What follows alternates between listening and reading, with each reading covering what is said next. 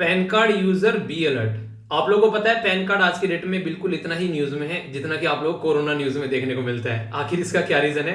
अभी कई सारी ऐसी इंफॉर्मेशन है जो गवर्नमेंट के द्वारा रिलीज की गई है कि आप लोगों के ऊपर 10,000 रुपए तक का फाइन लग सकता है।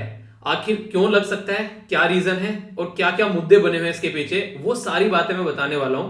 अगर आप लोग पैन कार्ड होल्डर हैं या फिर आप लोग के घर में कोई पैन कार्ड यूज कर रहा है तो ये सारी इंफॉर्मेशन आप लोगों को पता होना चाहिए।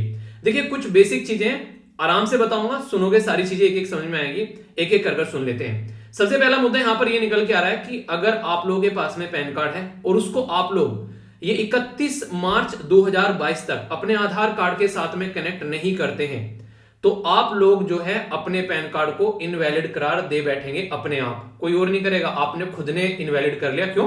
क्योंकि आप लोगों ने उसको उसके साथ में अटैच नहीं किया आधार कार्ड के साथ में। और अगर आप लोगों का मन किया कि चलो यार अब 31 मार्च हो चुकी है, टाइम निकाल के थोड़ा सा एक तरीके से कर लेते हैं इसको अटैच, ठीक है, आप लोग पहुंच गए तो 1,000 रुपए आप लोगों को फाइन देना पड़ेगा। पर लेकिन एक और नेक्स्ट लेवल के गुनहगार आप लोगों को देखने को मिलेंगे जिनको अखंड गुनहगार बोलते हैं। वही सोचते हैं कि अगर अटैच नहीं करेंगे तो कोई क्या उखाड़ लेगा, क्या बिगाड़ लेगा। तो भाई साहब इतनी सारी चीजें उखड़ेंगी, इतनी सारी चीजें बिगड़ेंगी, उसमें क्या होगा ना तो आप लोग आगे चलकर अपना बैंक अकाउंट खुलवा पाओगे, इसी के साथ में आप लोग जो म्यूचुअल फंड में इन्वेस्टमेंट करते हैं, कोई स्टॉक एक्सचेंज में जाकर अपना एक तरह से स्टॉक में अपना इन्वेस्टमेंट करता है, या फिर कोई भी आप लोग जो भी काम करते हैं आज के डेट में जहां जहां पर भी पैन कार्ड यूज हो रहा है कहीं पर भी आप लोग अपना पैन कार्ड यूज नहीं कर पाएंगे। सेक्शन 234H ये इनकम टैक्स एक्ट का है जिसके हिसाब से आप लोगों के ऊपर फाइन लगेगा।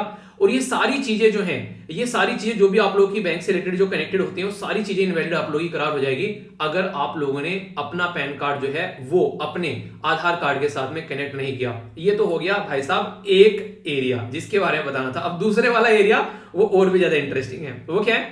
अगर आप लोगों के पास में 2 पैन कार्ड है आज के डेट में, कई सारे होते हैं ना अपने आप को होशियार समझते हैं कि चलो 2-2 पैन कार्ड रखते हैं, तो किसी के पास में 2 पैन कार्ड है और अगर आप लोगों ने एक पैन कार्ड जो है ऑनलाइन जाकर अपना सबमिट नहीं किया और बताया नहीं कि हाँ ये पैन कार्ड मेरे पास में 2 है, एक को कैंसिल कर दो, तो आप लोगों के ऊपर और भी ज्यादा पेनल्टी लगेगी और आप लोगों का जो पैन कार्ड है वो इनवैलिड हो जाएगा। तो फिर से आप लोग किसी भी चीज की, किसी भी सर्विस का फायदा नहीं उठा पाएंगे जहां जहां पर पैन कार्ड यूज होता है। तो ये एक ऐसी इंफॉर्मेशन है जो कि खासकर जॉब करने वाला कोई बंदा है या फिर जिसके अकाउंट में 50,000 रुपए फिर उससे ज्यादा आप लोग कहीं ट्रांसफर करने हैं तो पैन कार्ड मांगा जाता है। तो ये आप लोगों को कोशिश करनी है कि 31 मार्च 2022 से पहले अपना ये पूरा प्रोसीजर जो है उसको कंप्लीट करा लो अगर रियलिटी में आप लोग चाहते हो कि आप लोगों को इस समस्या का सामना न करना पड़े। तो अगर आप लोग चाहते हैं अपने माँ बाप के खून पसीने की कमाई और अपनी मेहनत की कमाई को बचाना तो अपने पैन कार्ड को आधार कार्ड के साथ में जरूर कनेक्ट करवाना। ओके, तो 10 जनवरी है, काफी कुछ शानदार आप लोगों को जानने को मिलेगा, बहुत कुछ डिटेल में जानने वाले हैं। पूरा न्यूज़पेपर एक एक पॉइंट आप लोगों का मैं कवर करने वाला हूं जिसमें एडिटोरियल और न्यूज एनालिसिस पूरा आप लोगों को देखने को मिलेगा। तो अच्छे से एंजॉय कीजिएगा। इसी के साथ में एक छोटी सी मोटिवेशनल कोट जो कि आप लोगों के दिन को बूस्ट करेगी।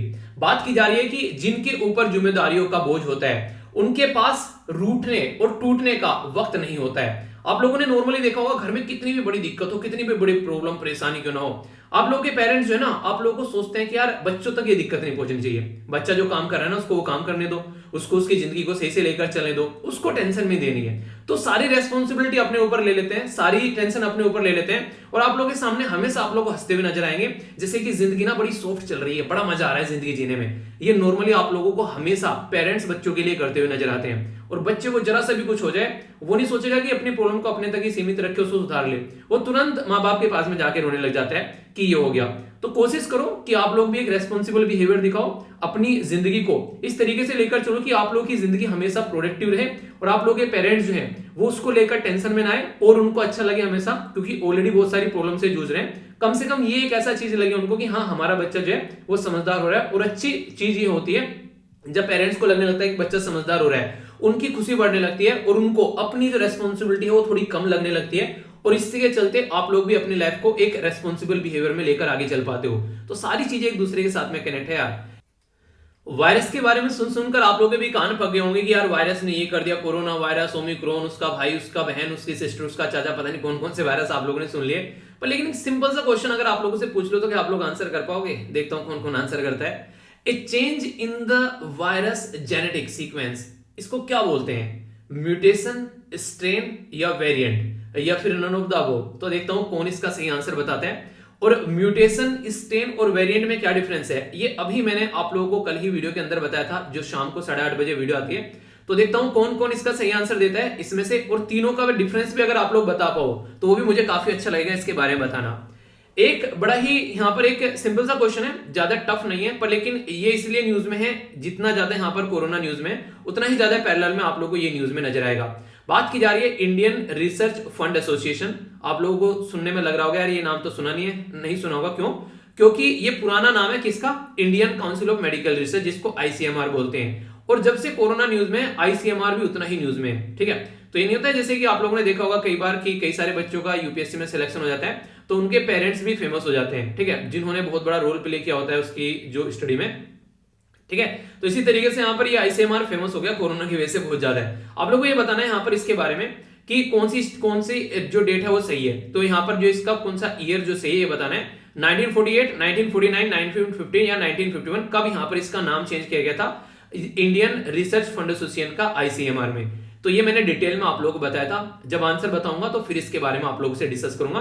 तब तक आप लोग आंसर दीजिए, और जो भी क्वेश्चन पूछता हूं उसमें पार्टिसिपेट करने की कोशिश जरूर किया करो, ठीक है, ताकि मुझे भी अच्छा लगे कि हाँ आप लोग रेगुलरली पार्टिसिपेट कर रहे हैं। और कई सारी चीजें और भी आप लोगों को जानने को मिलती है, एक दूसरे का कमेंट भी आप लोग पढ़ सकते हैं। और फीडबैक जरूर दिया करो, जो भी आप लोग वीडियो देखते हो उससे फीडबैक मेरे तक पहुंचता है तो अच्छा लगता है उससे, ठीक है। तो अपना प्यार बनाए रखा करो फीडबैक की फॉर्म में, ताकि मुझ तक चीजें पहुंचती रहे और यूट्यूब को भी पता चलता रहे कि हाँ किस तरीके से चीजें चल रही हैं। अच्छा, एक इंफॉर्मेशन आगे बढ़ने से पहले जो आप लोगों को पता होनी चाहिए, नॉर्मली आप लोगों ने सुना होगा कि पर्टिकुलर पर्सन को 2 डोज लगवानी है कोविड-19 की वैक्सीन की। पर अभी यहां पर बिहार के अंदर एक ऐसा पर्सन देखने को मिला जिसके द्वारा कोविड-19 की 2 डोज नहीं पूरी 11 डोज ली गई। अब आप लोग बोलेंगे ये कैसे हो गया? तो इसने चीटिंग की किसी न किसी तरीके की चीजों के साथ में, और उसके बाद में इसने 11 डोज यहां पर ली। यानी कि लोगों को जो है वो 2-2 डोज भी नहीं मिल पा रही है, ये भाई साहब जो है 11 डोज ले बैठे हैं। तो यहां पर अभी क्या हुआ, इनके खिलाफ जो है वो एफआईआर दर्ज हुई। अगर कोई ऐसी हरकतें करता है, कोई गवर्नमेंट के सिस्टम के साथ में किसी भी तरीके से चीटिंग करता हुआ पाया जाता है, तो इसके लिए भी हमारी कंट्री में अगर बात करेंगे प्रोविजन है इंडियन पिनल कोड के तहत। जैसे इंडियन पिनल कोड यानी कि भारतीय दंड संहिता के जो सेक्शन 419, सेक्शन 420, तो यहां पर बात की जाती है। इसी के साथ में सेक्शन 188, यानी कि आप लोग जो ऑर्डर दिया गया है पब्लिक सर्वेंट के द्वारा, अगर उसको फॉलो नहीं कर रहे हो, इसी के साथ में अगर किसी तरीके से चीटिंग कर रहे हो, कोई नहीं किसी का बहरूपिया बनकर या कोई भी चीटिंग कर रहे हो सिस्टम के साथ में, तो यहां पर उसकी सजा के प्रावधान है हमारे इंडियन पिनल कोड के तहत। तो यहां पर उस इंसान को सजा मिलेगी। तो कभी भी कोई भी अगर गवर्नमेंट के सिस्टम के साथ में किसी भी तरीके से हेराफेरी करने की कोशिश करता है तो उसके लिए यहां पर प्रोविजन रखे हुए हैं। तो कभी भी कोई भी ऐसी चीजें करने की कोशिश न करें, वरना आप लोग अपने गले में खुद ही फंदा डालते हुए नजर आएंगे। तो ये एक न्यूज एनालिसिस का पार्ट है, बाकी आगे डिस्कस करूंगा। देखिए स्टार्टिंग में तो हम लोग सारे एडिटोरियल देखेंगे, ठीक है। पहले एक बार एडिटोरियल का ओवरव्यू देता हूं मैं आप लोगों को, फिर आप लोगों को यहां पर न्यूज एनालिसिस के बारे में बात करूंगा, ठीक है। एक एक कर पहले एडिटोरियल देखते हैं, और न्यूज एनालिसिस में कई सारे बहुत इंपॉर्टेंट जो पॉइंट हैं उनको एक एक कर हम लोग डिस्कस करेंगे, आखिर क्या क्या बातें यहां पर की जा रही है। सबसे पहला जो आर्टिकल आप लोगों को यहां पर देखने को मिलेगा, ये इकोनॉमिकली वीकर सेक्शन के बारे में बात कर रहे हैं। अभी हम लोगों ने डिस्कस भी किया था कि 27% का जो रिजर्वेशन देने की बात यहां पर की जा रही थी ओबीसी को, सॉरी रिजर्वेशन ओबीसी के पास में 27% का, और 10% का जो यहां पर अभी इकोनॉमिकली वीकर सेक्शन को जो रिजर्वेशन दिया गया है, तो उसके चलते अभी कोर्ट में डेटा प्रस्तुत किया गया था कि क्या 8 लाख की जो सीमा है वो सही है, उसको कैसे लेकर चलना है। तो उसी के ऊपर ये आर्टिकल है, तो इसके बारे में हम लोग नजर डालेंगे, तो आप लोग कई सारी बातें जानने को मिलेगी। ये वाला आर्टिकल और यहां पर जो साइड में ये वाला आर्टिकल, इनको दोनों आर्टिकल को कंबाइन कर मैं डिस्कस करूंगा। बेसिकली दोनों आर्टिकल बात कर रहे हैं गवर्नर के बारे में। आप लोगों को पता है आज के डेट में हमारी कंट्री में जिस तरीके से सेंट्रल गवर्नमेंट में आप लोगों को एक सिस्टम देखने को मिलेगा, एक साइड में है प्राइम मिनिस्टर, और प्राइम मिनिस्टर जो है वो बेसिकली नाम पे काम करते हैं प्रेसिडेंट ऑफ इंडिया के। तो यहां पर एक कॉम्बिनेशन जो सिस्टम का चलता है, उसी पैटर्न में आप लोगों को स्टेट गवर्नमेंट के अंदर देखने को मिलेगा। गवर्नर आप लोगों को नजर आएंगे, और उसी के साथ में सीएम जो है वो गवर्नर के साथ मिलकर काम करते हैं। तो यानी कि हेड जो होते हैं वो गवर्नर होते हैं, जैसे कि यहाँ पर प्रेसिडेंट होते हैं, पर लेकिन मैक्सिमम टाइम आप लोगों को देखने को मिलेगा ये काम करते हुए कौन नजर आते हैं, वो आते हैं प्राइम मिनिस्टर और जो हमारे चीफ मिनिस्टर साहब हैं।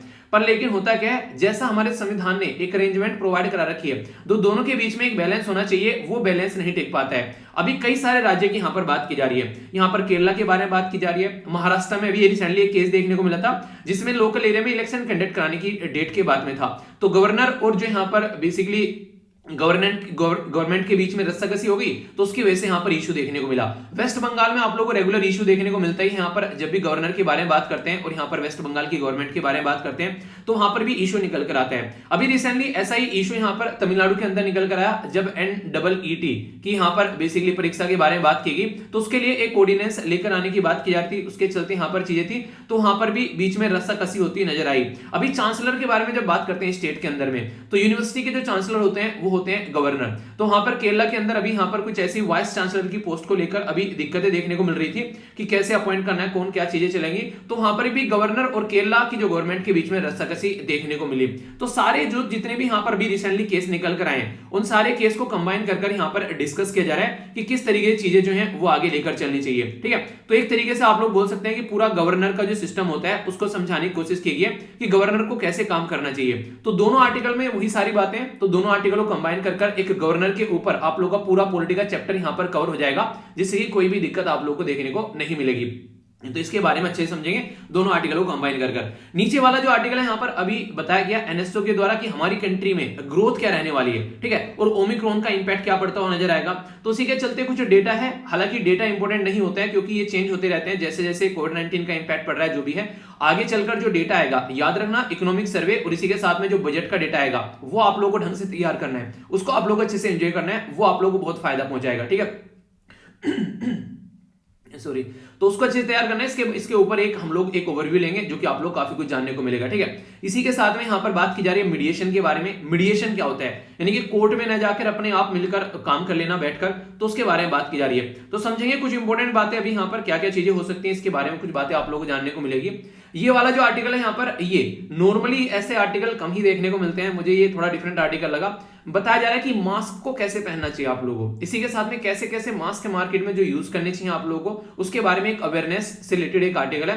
कुछ पॉइंट्स भी हैं जिसको आप लोग लिख सकते हैं आंसर राइटिंग में। डिस्टेंस कितनी होनी चाहिए आप लोगों के बीच में, क्या क्या चीजें हैं, तो कई सारे इंपॉर्टेंट पॉइंट है जो मुझे लगा कम से कम और नहीं तो अवेयरनेस के पॉइंट ऑफ से आप लोगों के पास में होने चाहिए, ताकि चीजों को आप लोग अंडरस्टैंड कर सके। तो इस आर्टिकल के ऊपर भी नजर डालूंगा। नॉर्मली ऐसे आर्टिकल नहीं लिखे जाते हैं कि हाँ इतनी छोटी छोटी चीजें बता देने से नहीं। हमारे प्राइम मिनिस्टर साहब के द्वारा बोला गया देश के अंदर सफाई होनी चाहिए, तो उन्होंने स्वच्छता अभियान चला दिया, तो लोग बोलने लगे कि प्राइम मिनिस्टर जो है वो क्या कर रहा है, लोगों के घरों की लेटरिन साफ करवा रहा है। तो कई सारे कमेंट किए गए उस टाइम पर, लेकिन उसकी अहमियत आप लोग समझ सकते हैं क्या है, तो सब चीजें हैं। डेटा प्रोटेक्शन बिल के बारे में बात की जा रही है, तो पूरा अच्छे से डिटेल में डिस्कस करूंगा। कई सारे इश्यूज अभी देखने को मिल रहे हैं, वो इश्यूज क्या है, पर्सनल और नॉन पर्सनल डेटा किस तरीके से यूटिलाइज करना चाहिए, क्या क्या यहाँ पर कमिटी है, सुप्रीम कोर्ट के केस, उसके बारे में बात करेंगे। तो बहुत तमाम चीजें आप लोगों को जानने को मिलने वाली है, डिटेल में आर्टिकल के बारे में डिस्कस करेंगे अच्छे से। ठीक है, ये वाला जो आर्टिकल है ये क्रिकेट प्रेमियों के लिए इंपॉर्टेंट आर्टिकल आप लोग बोल सकते हैं, खासकर अगर बात करें तो ये है मोहम्मद सामी।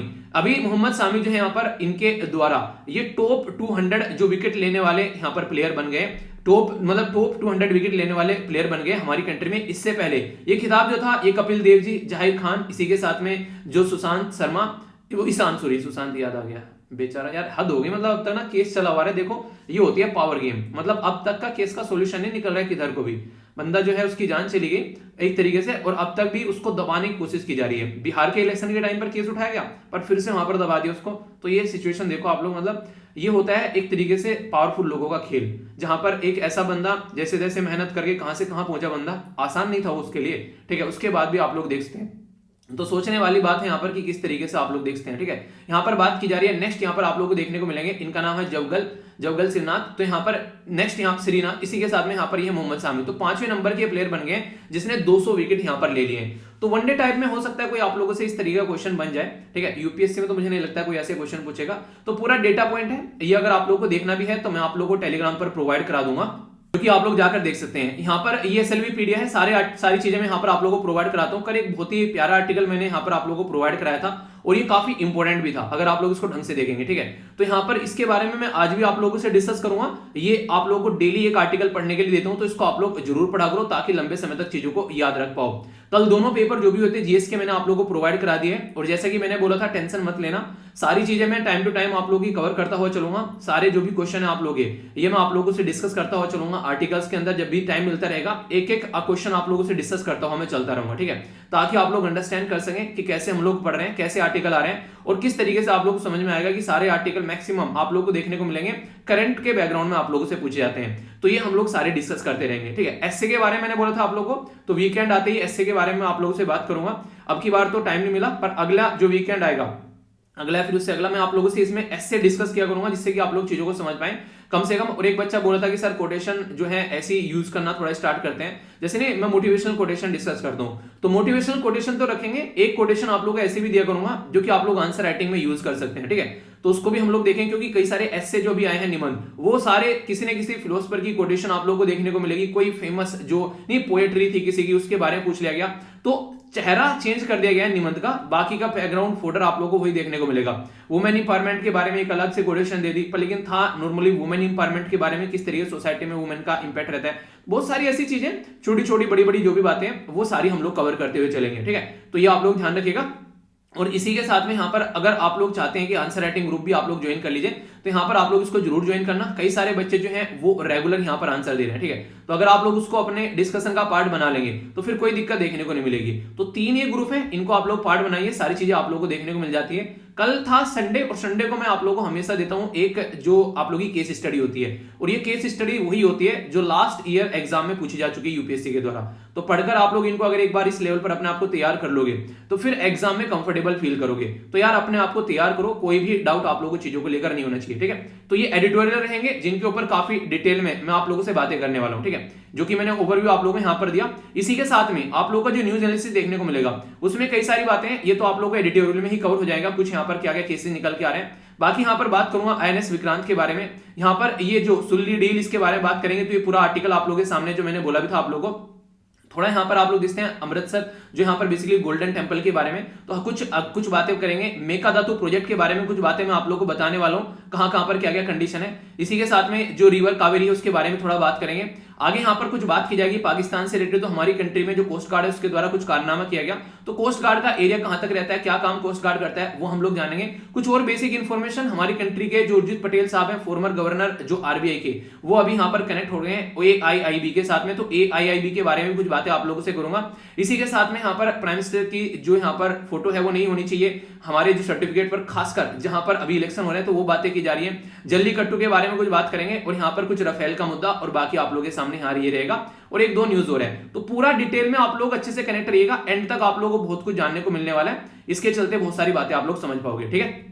तो चलते हैं आगे। सबसे पहले आप लोग जो सबसे पहले का नेक्स्ट जो आर्टिकल आप लोगों के सामने यहाँ पर आप लोगों को देखने को मिल रहा है, ये है यहाँ पर किसके बारे में, कोविड-19 से रिलेटेड, जो आज की डेट में आप लोग मास्क यूज करते हैं। तो आप लोगों ने देखा होगा कई तरीके के मास्क आप लोगों को मार्केट में देखने को मिलते हैं। आप लोगों ने क्लोथ्स या फिर रुमाल वगैरह आप लोगों का लगा लिया, क्लोथ्स का कोई लगा लिया। इसी के साथ में ये सर्जिकल मास्क होता है। आप लोगों ने कई बार देखा होगा कई सारे लोग जो है ये मास्क यूज करते हुए नजर आते हैं। और एक ये मास्क आप लोगों को देखने को मिलेगा जो कि काफी ज्यादा न्यूज में रहता है कि हाँ N95 मास्क जो है आप लोगों को यूज करना चाहिए। तो देखिए किसी न किसी चीज के पीछे अगर आप लोग कोई यहाँ पर बोलता है तो उसके पीछे कोई ना कोई रीजन आप लोगों को देखने को मिलेगा, क्योंकि सबसे ज्यादा जो अच्छे वाला मास्क यहाँ पर बताया गया है वो है N95 मास्क, ठीक है। N95 मास्क जो है ये किसी भी तरीके से आज की डेट में अगर जो कि आप लोग जहां इन्वायरमेंट में रहते हैं कोई भी चीजें आप लोगों को देखने को मिलेगी तो उससे दिक्कत को ये रोकता हुआ नजर आएगा। क्योंकि SARS-CoV-2 जो है जिसको बोलते हैं सीवियर एक्यूट रेस्पिरेटरी जो सिंड्रोम है यहाँ पर, जो कि आप लोग कोविड-19 के बारे में बात करते हैं, उसका जो 2 वायरस है यहाँ पर अभी आप लोगों को देखने को मिल रहा है। ये पर्टिकुलर वायरस जो है N95 मास्क है, ये काफी इंपैक्टफुल यहाँ पर आप लोगों को देखने को मिलेगा।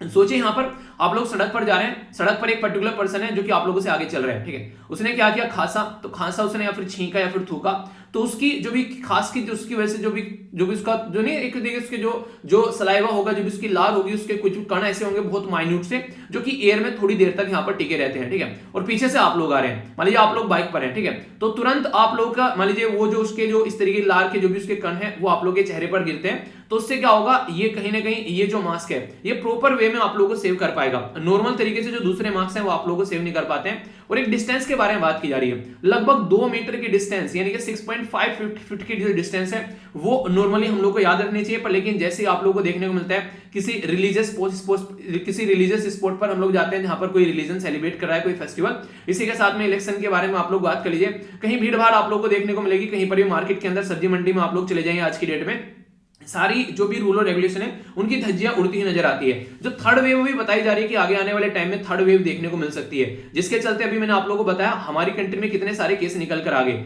तो ये आप लोग समझ सकते हैं। तो ये हमारे लिए अभी आने वाले टाइम में एक बहुत बड़ा सदमा लग सकता है, क्योंकि फिर से 1.79 लाख केस कोविड-19 के अभी यहां पर देखने को मिले, जिसमें सबसे ज्यादा केस जो है आप लोगों को दिल्ली, मुंबई, कोलकाता, बेंगलुरु, चेन्नई जो कि बड़ी बड़ी सिटी है वहां पर नजर आए। और एक बार सिटीज में ये चीजें होनी स्टार्ट हो गई तो फिर आने वाले टाइम में आप लोगों को बहुत ज्यादा दिक्कतें होती नजर आएगी। तो उसी के बारे में बात की जा रही है कि क्यों ना हम लोग इन चीजों को ढंग से लेकर चले पैटर्न में, क्यों ना हम लोग लोगों को और ज्यादा थोड़ा अवेयर कराएं, क्योंकि आज की डेट में जैसे जैसे सर्दी आती है, कोविड-19 तो आप लोगों को दिक्कत में देखने को मिल रहा है, मतलब हम दिक्कत में देखने को मिल रहा है। कोविड-19 कहां से दिक्कत में आ गया, हम दिक्कत में है कोविड-19 की वजह से। इसी के साथ में पैरेलल में आप लोगों को पोल्यूशन देखने को मिलेगा। तो बोला यह जा रहा है कि घर से बाहर अगर निकलो तो मास्क जरूर पहन के निकलो, कोई ना कोई तो मास्क आप लोगों के फेस पर होना चाहिए। अगर ये है तो बेटर है, वरना ये भी होना चाहिए। अगर कुछ नहीं है तो कम से कम आप लोगों को ये तो यूज करना ही करना चाहिए, जिस तरीके की चीजें देखने को मिल रही है, ठीक है। तो ये काफी ज्यादा जरूरी हो जाता है, जिससे आप लोग चीजों को पैटर्न में फॉलो कर पाते हो। तो इसके बारे में आप लोग याद रखिएगा। इसी के साथ में बोला गया चाहे कोई पर्टिकुलर पर्सन कहीं पर भी हो, चाहे कोई ऑफिस में हो, चाहे कोई किसी शादी में हो, चाहे किसी दुकान पे हो, चाहे किसी क्लासरूम के अंदर में हो, चाहे किसी जो रिलीजियस जगह पे हो, मतलब जहां पर भी हो वहां पर मैंडेटरी कर देना चाहिए कि मास्क के बिना जो है वो इंसान की एंट्री नहीं होगी। तो ये बातें बोली जा रही है। अगर आप लोग अलग अलग कंट्री में जाओगे तो आप लोगों को अलग अलग तरीके के मास्क देखने को मिलेंगे। ये थोड़ा सा मुझे इंटरेस्टिंग लगा। आज की डेट में सब कंट्री ने प्रॉपर वे में अपने अपने मास्क जो है वो निकाल रखे हैं। जैसे कि अमेरिका का है ये मास्क जिसको आप लोग बोलते हैं N95, ठीक है। तो N95 जो मास्क आप लोगों को देखने को मिलेगा ये अमेरिका के स्टैंडर्ड फॉलो करता हुआ नजर आता है। इसलिए यूरोपियन यूनियन के द्वारा अपने स्टैंडर्ड फॉलो करने के लिए यहाँ पर FF जो यहाँ पर P2 निकाल रखा है। चाइना के बारे में बात करें तो उनके द्वारा KN95 अपना निकाल रखा है अपनी स्टैंडर्ड को फॉलो करते हुए। कोरिया के बारे में बात करें तो यहाँ पर KF ये 94 आप लोगों को देखने को मिलेगा। इसी के साथ में यहाँ पर अगर बात करें नॉर्मली जो कि आप लोग देखते हैं 95% एटलीस्ट या फिर 94% ये जो कि आप लोग के आसपास में चीजें उनको ये कंट्रोल करते हुए नजर आते हैं। तो हाई जो फिल्ट्रेशन होता है किस तरीके से जो मास्क जो है तुम्हें अपना रोल प्ले करेगा, तो ये है देखिए मास्क लगाने से ना बहुत सारी चीजें आप लोगों को आज के में सुधरती नजर आएगी। तो मास्क तो आने वाले टाइम में जैसा आप लोगों को एरिया देखने को मिलता है जहां पर हम लोग रहते हैं खासकर सिटीज के अंदर, तो वहां पर मास्क तो आप लोगों की लाइफ का मैंडेटरी पार्ट हो जाना चाहिए, ठीक है। और मुझे तो बहुत ही ज्यादा फायदा हो रहा है एक तरीके से मास्क का। मैं आज की डेट में कभी भी जाता हूं तो मास्क लगाकर जाता हूं, ठीक है। तो इससे क्या होता है, इससे आप लोग धूल मिट्टी कुछ भी हो रही है बाइक वगैरह पर आप लोग जा रहे हैं, मार्केट में कहीं पर भी जा रहे हैं, तो उससे क्या रहता है बहुत ज्यादा फायदा रहता है। खासकर जब आप लोगों को जुकाम हो जाए, कुछ ऐसा हो जाए नजला खांसी, तो उस टाइम पर फायदा क्या रहता है, आप लोग अगर खांसते हैं छींकते हैं तो मास्क के अंदर ही सारी चीजें आप लोगों को देखने को मिलेगी। अपने मुंह पर रुमाल लगाकर इंसान जो है बेसिकली खांसता छींकता है, इससे अपने आप को भी प्रोटेक्ट करते हैं और बाहर वाले इंसान के ऊपर भी इंपैक्ट डालने से बचता है। तो ये आदतें ऐसी हैं जिनको बहुत लार्ज स्केल पर हम लोग को ग्रैब कर लेना चाहिए, वरना हम अपने ही दुश्मन खुद बन के बैठ जाएंगे और अपने ही लोगों को खुद मारते हुए नजर आएंगे। तो एक पर्टिकुलर इंसान अगर बीमार है, वो अगर अपने आप से थोड़े से ऐसे प्रोविजन तैयार कर ले कि घर से बाहर नहीं निकलना है और ये सारी चीजें थोड़ी थोड़ी सी लेकर चले, तो इससे ही हम लोग बहुत सारी चीजें यहां पर रोक सकते हैं। यानी कि आज की डेट में बेस्ट वो एक तरीके से सॉल्यूशन वो है कि हम लोग क्या करें, प्रॉपर वे में मास्क को लगा के रखें। और इसी के साथ में जहां पर भी टाइम मिले अपने चेकअप आप लोग कराते रहिए। जब भी आप लोग को देखने को मिले अलग अलग तरीके से चेकअप देखने को मिलते हैं। कोई नाक से बेसिकली आप लोग यहाँ पर कुछ चीजें कंस लेता है, कोई यहाँ पर सलाइवा से लेता है, कोई थूक बेसिकली जो होता है उसको यहाँ पर एक तरीके से यूज करता है टेस्ट करने के लिए। तो टेस्ट आप लोग यहाँ पर होते रहने चाहिए। तो मास्क जो है लगा कर रखिएगा बिल्कुल, चाहे कुछ भी हो जाए। कितने ऐसे आप में से ऐसे फैमिली मेंबर है जो कंटिन्यूअसली मास्क लगाकर रखते हैं, चाहे बाहर जाए चाहे ना जाए, ठीक है।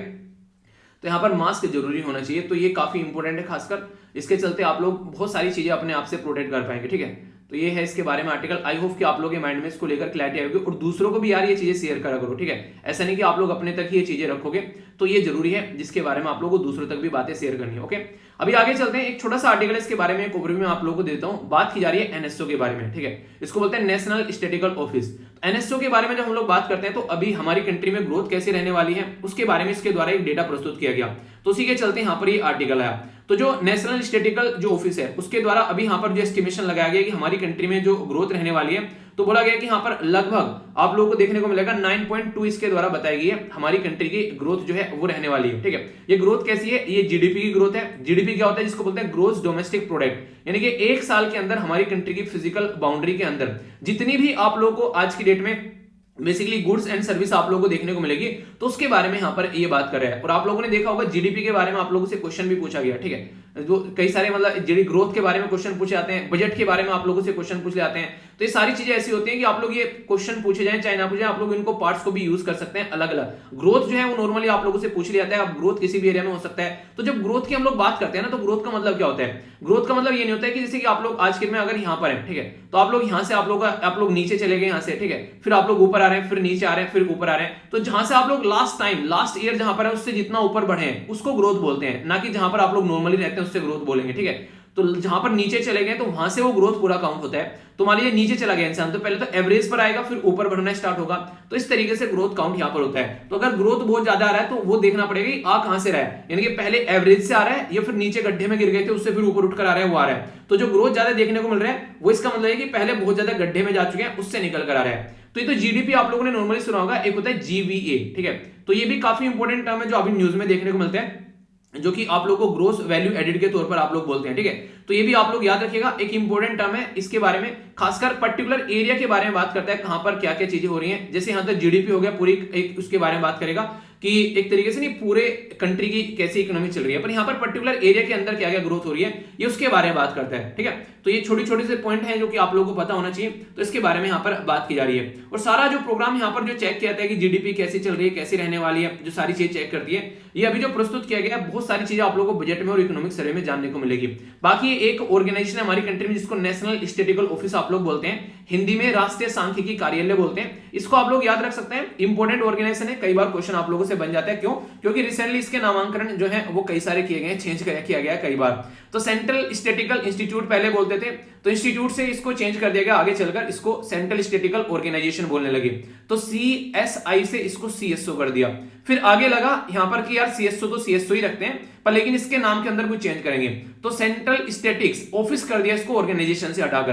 तो आज की डेट में आप लोगों को ऑफिस देखने को मिलेगा। अब फिर आगे चला कि हाँ यार ये अभी ऑफिस है, तो वही भी दो ऑफिस देखने को मिलते थे, एक को बोलते थे हम लोग सीएसओ और दूसरे को बोलते थे एनएसएसओ। तो बोला कि दो ऑफिस अलग अलग क्या कर रहे हैं, इनको भी मर्ज कर देते हैं। फिर दोनों को मर्ज कर अब एक नया ऑफिस निकल कर आ गया जिसको बोलते हैं एनएसओ, यानी कि नेशनल स्टैटिस्टिकल ऑफिस। तो कई बार इसको नेशनल स्टैटिस्टिकल ऑर्गेनाइजेशन भी बोल देते हैं, पर इसको नेशनल स्टैटिस्टिकल ऑफिस जो है वो सही टर्म आप लोगों को ये देखने को मिलेगा। तो ये अभी रिसेंटली दोनों को मर्ज कर ये एक नया ऑफिस बना दिया गया था। Ministry of statistics program implementation, यानी कि सांख्यिकीय जो कार्यक्रम और कार्यान्वयन जो यहाँ पर मंत्रालय है उसके अंदर ये आप लोगों को नजर आएगा।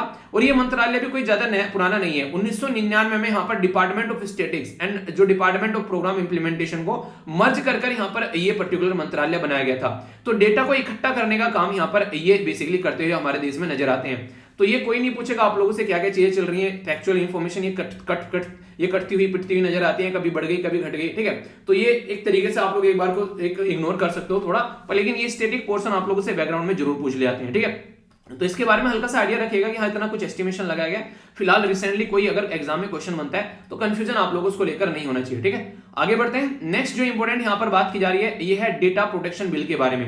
डेटा प्रोटेक्शन बिल के बारे में आप लोगों को पता होना चाहिए, हमारी कंट्री में हमारा जो पर्सनल डेटा होता है उसको प्रोटेक्ट करने के लिए एक बिल लेकर आया गया, जिसके चलते हम लोग यहाँ पर बात करते हैं। अच्छा, पहले डेटा के बारे में बात करता हूँ, चलिए इंटरेस्टिंग लगेगा। आप लोगों को पता है कि अगर डेटा के बारे में बात करते हैं तो उसको तीन कैटेगरी में नॉर्मली डिवाइड करके रखा जाता है। जैसे कि एक तो हो गया पर्सनल डेटा, एक हो गया स्पेशल कैटेगरी का डेटा और एक हो गया नॉन पर्सनल डेटा।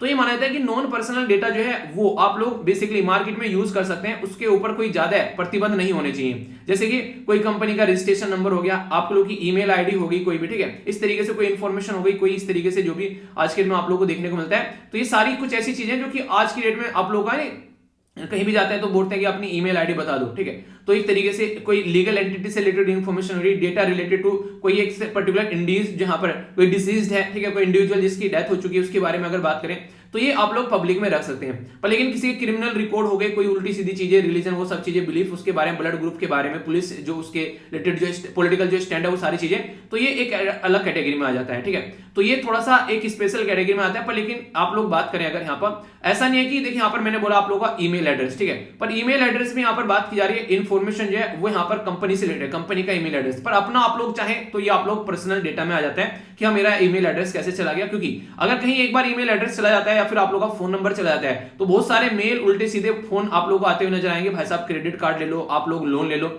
वो सारी चीजें। तो ये सारी चीजें आप लोग को देखने को मिलेगा। आप लोग का होम एड्रेस हो गया, पता चला मान लीजिए इससे कल को पता चला मेरा किसी को घर का एड्रेस पता चल गया, ठीक है।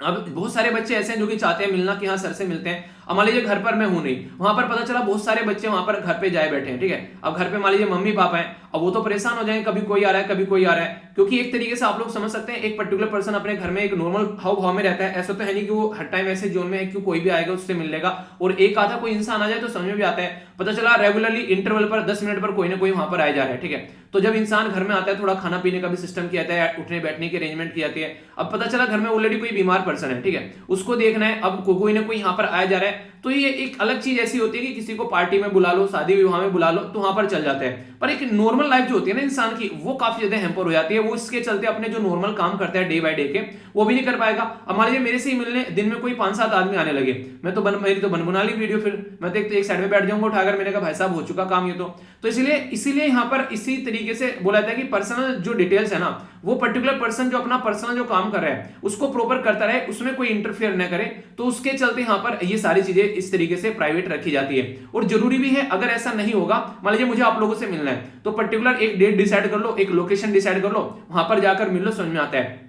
पर लेकिन अगर मैं बोल दूं कि ये मैं घर है मेरा, यहाँ पर आकर जब चाहो जो भी चाहे मिल सकता है, तो फिर वो देखिए एक तरीके से कहने में थोड़ा अच्छा लगता है, बोलने में कि हाँ जब भी चाहे मिल सकते हैं, पर लेकिन उससे जो मैं नॉर्मल काम कर रहा हूँ, जिसकी वजह से मैं आप लोगों से कनेक्ट हूँ, जिसकी वजह से आप लोग मुझे जानते हैं, मैं अगर वो भी नहीं कर पाऊंगा तो फिर कुछ मतलब नहीं रह जाएगा यार, ठीक है। मतलब बेसिक जो काम कर रहा हूँ अगर वो भी कंप्लीट नहीं कर पा रहा हूँ 24 घंटे में, मतलब 10-15 आदमी जो है उनसे आधा पौना घंटे भी अगर मैं बात कर रहा हूँ, तो फिर कुछ बच नहीं जाता है उस तरीके से। तो जरूरी है कि एक इंसान का पर्सनल स्पेस होना चाहिए, और उसी के चलते यहाँ पर हम लोग बार बार बात करते हैं डेटा प्रोटेक्शन जो बेसिकली बिल है उसके बारे में। इसमें आगे वर्ड लगाया गया पर्सनल, इसीलिए लगाया गया पर्सनल, ताकि चीजें जो है वो पर्सनल रहे, उसको पब्लिक ना बनाया जाए, ताकि उस इंसान की जिंदगी जो है वो आराम से चलती रहे। अगर कोई यहाँ पर किसी इंसान की पर्सनल लाइफ को अगर पब्लिक करने की कोशिश करता है, तो उसको भी यहाँ पर केस के अंदर बेसिकली समेटा जा सकता है, क्योंकि किसी भी पर्सनल इंडिविजुअल की जो लाइफ है उसको ही हक है अपनी कितनी लाइफ उसको पब्लिक करनी है। किसी और की लाइफ कोई और पब्लिक कर रहा है, ठीक है, कि पता चला मेरा फोन नंबर जो है वो मार्केट में बांट दिया, ठीक है, क्योंकि मेरे पास में कॉल पे कॉल आई जा रही है,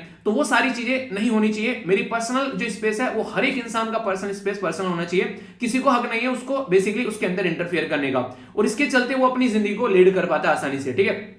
तो इसी के चलते यहाँ पर पर्सनल डेटा बिल के बारे में यहाँ पर बात की जा रही है। तो यहाँ पर जो कंपनी है, जो गवर्नमेंट है, यहाँ पर ये देख तरीके आप लोग को देखने को मिलेगा। आप लोग बहुत सारे ऐप यूज करते हैं अपने मोबाइल में, तो जो भी ऐप आप लोग डाउनलोड करते हैं उसमें आप लोग सारी इन्फॉर्मेशन डालते हैं। अब वो ऐप जो है वो आपकी सारी इन्फॉर्मेशन पता चला मार्केट में किसी लोन लेने वाली कंपनी को उसने दे डाली, ठीक है, कि ये इंसान जो है ठीक ठाक पैसे कमा रहा है, इसके पास में कॉल करो, ये लोन ले सकता है। तो पता चला आप लोग के पास में लोन के कॉल आना स्टार्ट हो गए। आप लोग किसी इंस्टीट्यूशन में गए इंक्वायरी करने के लिए, उन्होंने फोन नंबर मांग लिया, आप लोग के पास में कॉल आना स्टार्ट हो गई कि भाई साहब एडमिशन ले लो, ये कर लो, वो सारी चीजें।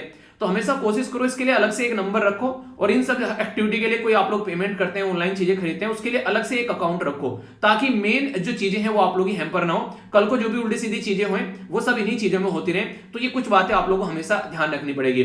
तो हमारी कंट्री में बोला गया कि जो कंपनी है, एक तो उनको आप लोगों को कंट्रोल करना है कि कितना डेटा उनको यूज करना है, और जिस पर्पज के लिए वो उनको अपना डेटा दिया गया उसी पर्पज के लिए यूज करना है। ऐसा नहीं कि पता चला यहाँ पर एक सिम लेने के लिए हम लोगों ने दिया उनको अपना एक आधार कार्ड वगैरह, उन्होंने क्या किया, हमारा एड्रेस जो है, हमारा जो डेटा जो है वो किसी कंपनी को भेज दिया दूसरी को, ठीक है, कि भाई साहब ये देख लो, ये प्रॉपर्टी डीलिंग में भी काम कर सकते हैं, ये मतलब कुछ प्लॉट वलॉट खरीदने हो तो इनको जाओ, इनसे कॉन्टैक्ट करो, इनको मेल करो, मैसेज करो, ठीक है, happy Diwali, happy Holi message आ रहे हैं फालतू में। तो दुनिया भर की ऐसी चीजें आज के में मैंने देखा है, कई सारी ऐसी कंपनी है यहाँ पर जो बहुत ही लार्ज स्केल पर हरकतें करती नजर आती है। यहाँ पर कहीं भी जाकर एक बार नंबर दे दिया और फिर उसके बाद में दिक्कतें। आज के में आप लोग कहीं कुछ खरीदने भी जाते हैं ना, वो तुरंत आप लोग ये बोलते हैं आपका नंबर क्या है, क्यों, क्योंकि जैसे आप लोगों ने नंबर दिया फिर मैसेज आने स्टार्ट हो जाएंगे, 10% की डील चल रही है, 5% का ऑफर चल रहा है, खरीद लो, ये डिस्काउंट चल रहा है, वो सारी फालतू की चीजें आप लोग के मोबाइल पर आना स्टार्ट हो जाएगी। तो कोशिश करो इन सब चीजों के लिए एक्स्ट्रा नंबर रखो, जो कि आप लोग कभी दिक्कत में न पड़ना पड़े, या फिर नंबर देने से मना कर दो। मैं नॉर्मली नंबर देने से मना कर देता हूँ, सर कुछ दिक्कत हो गई तो बिल, मैंने कहा मैंने जो खरीदना है खरीद लिया, बाद में देखेंगे अब जो भी होगा। तो आप लोग नंबर न दो तो भी ज्यादा बेटर तरीका है, ठीक है, ये आप लोग काम कर सकते हो। तो यहां पर बात की जा रही है कि कोई भी हमारे देश में कोई प्राइवेसी का लॉ तो है नहीं, कल को चलकर हमारी कोई ये इस तरीके से पब्लिक कर रहा है कोई इंफॉर्मेशन, ये सारी चीजें इस तरीके से हो रही हैं तो दिक्कतें देखने को मिल जाएगी। तो उसके खिलाफ कोई प्रोविजन होना चाहिए कि हम उसके खिलाफ एक्शन ले सके। और यही बात बोली गई यहां पर जो केस मुत्तासामी केस आया 2017 में, इसने बोला कि हमारी कंट्री में जो फंडामेंटल राइट के बारे में आप लोग बात करते हैं तो पार्ट 3 में फंडामेंटल राइट दे रखे हैं आर्टिकल 12 से लेकर आर्टिकल 35 तक, और इसके अंदर जो आर्टिकल 21 है ना वो आप लोगों को राइट टू लाइफ के साथ में राइट टू प्राइवेसी भी देता है। तो उस राइट टू प्राइवेसी के तहत यहां पर हमारी कंट्री में एक पर्टिकुलर कमेटी बनाएगी कि एक पर्टिकुलर हमारी कंट्री में भी एक लॉ होना चाहिए, कानून होना चाहिए। तो बीएन श्री कृष्णा कमेटी की अध्यक्षता में पर्सनल डेटा प्रोटेक्शन बिल लेकर आया गया 2019 में, और बोला गया इसके चलते हम लोग काम करेंगे। पर लेकिन अब तक भी यहां पर ये एक्ट नहीं बना। मैं आर्टिकल डिस्कस कर रहा हूं आप लोगों से 2022 में, 21 भी जा चुके हैं और 19 में यहां पर ये आया था। तो इसको क्यों नहीं आगे लेकर चला जा रहा है, क्योंकि ज्वाइंट कमेटी के पास में इसको प्रोवाइड कराया गया इसके ऊपर एनालिसिस करने के लिए। तो बोला गया कि वो भी फेल हो चुका है एक रोबस्ट लेजिस्लेशन बनाने में, क्योंकि सिटीजन की प्राइवेसी की जब बात आती है तो गवर्नमेंट एक साइड में आती है, एक साइड में प्राइवेट लोग आते हैं। तो जब भी गवर्नमेंट की बात आती है तो यहाँ पर जो है घुटने टेकते हुए नजर आ गई यहाँ पर ज्वाइंट जो कमेटी भी। क्यों? क्योंकि गवर्नमेंट ये चाहती है कि हम तो सारा डेटा यूज करते रहे, पर लेकिन प्राइवेट एंटिटी के पास में जो है वहां पे ओनली प्राइवेसी का मुद्दा लगे, यानी कि हमारे ऊपर कोई प्रतिबंध ना हो, यानी कि गवर्नमेंट जब चाहे हमारा जोन सा डेटा चाहे वो यूज कर सकती है। ये बातें बोली गई। तो डेटा प्रोटेक्शन ऑथोरिटी सेटअप करने की बात की गई थी। इसके द्वारा पेनल्टी होनी चाहिए अगर लोगों को कोई वॉयलेट करता है। इसी के साथ में प्राइवेट और पब्लिक दोनों के बारे में बात की इसने। अपॉइंट करना पड़ेगा एक प्रोटेक्शन ऑफिसर, एक मैकेनिज्म होनी चाहिए कल को कोई दिक्कत होती है कैसे यहाँ पर टैकल करना है, और इंस्पेक्टर लेवल की रैंक का जो यहाँ पर ऑफिसर होगा वो यहाँ पर इस चीज को देखेगा।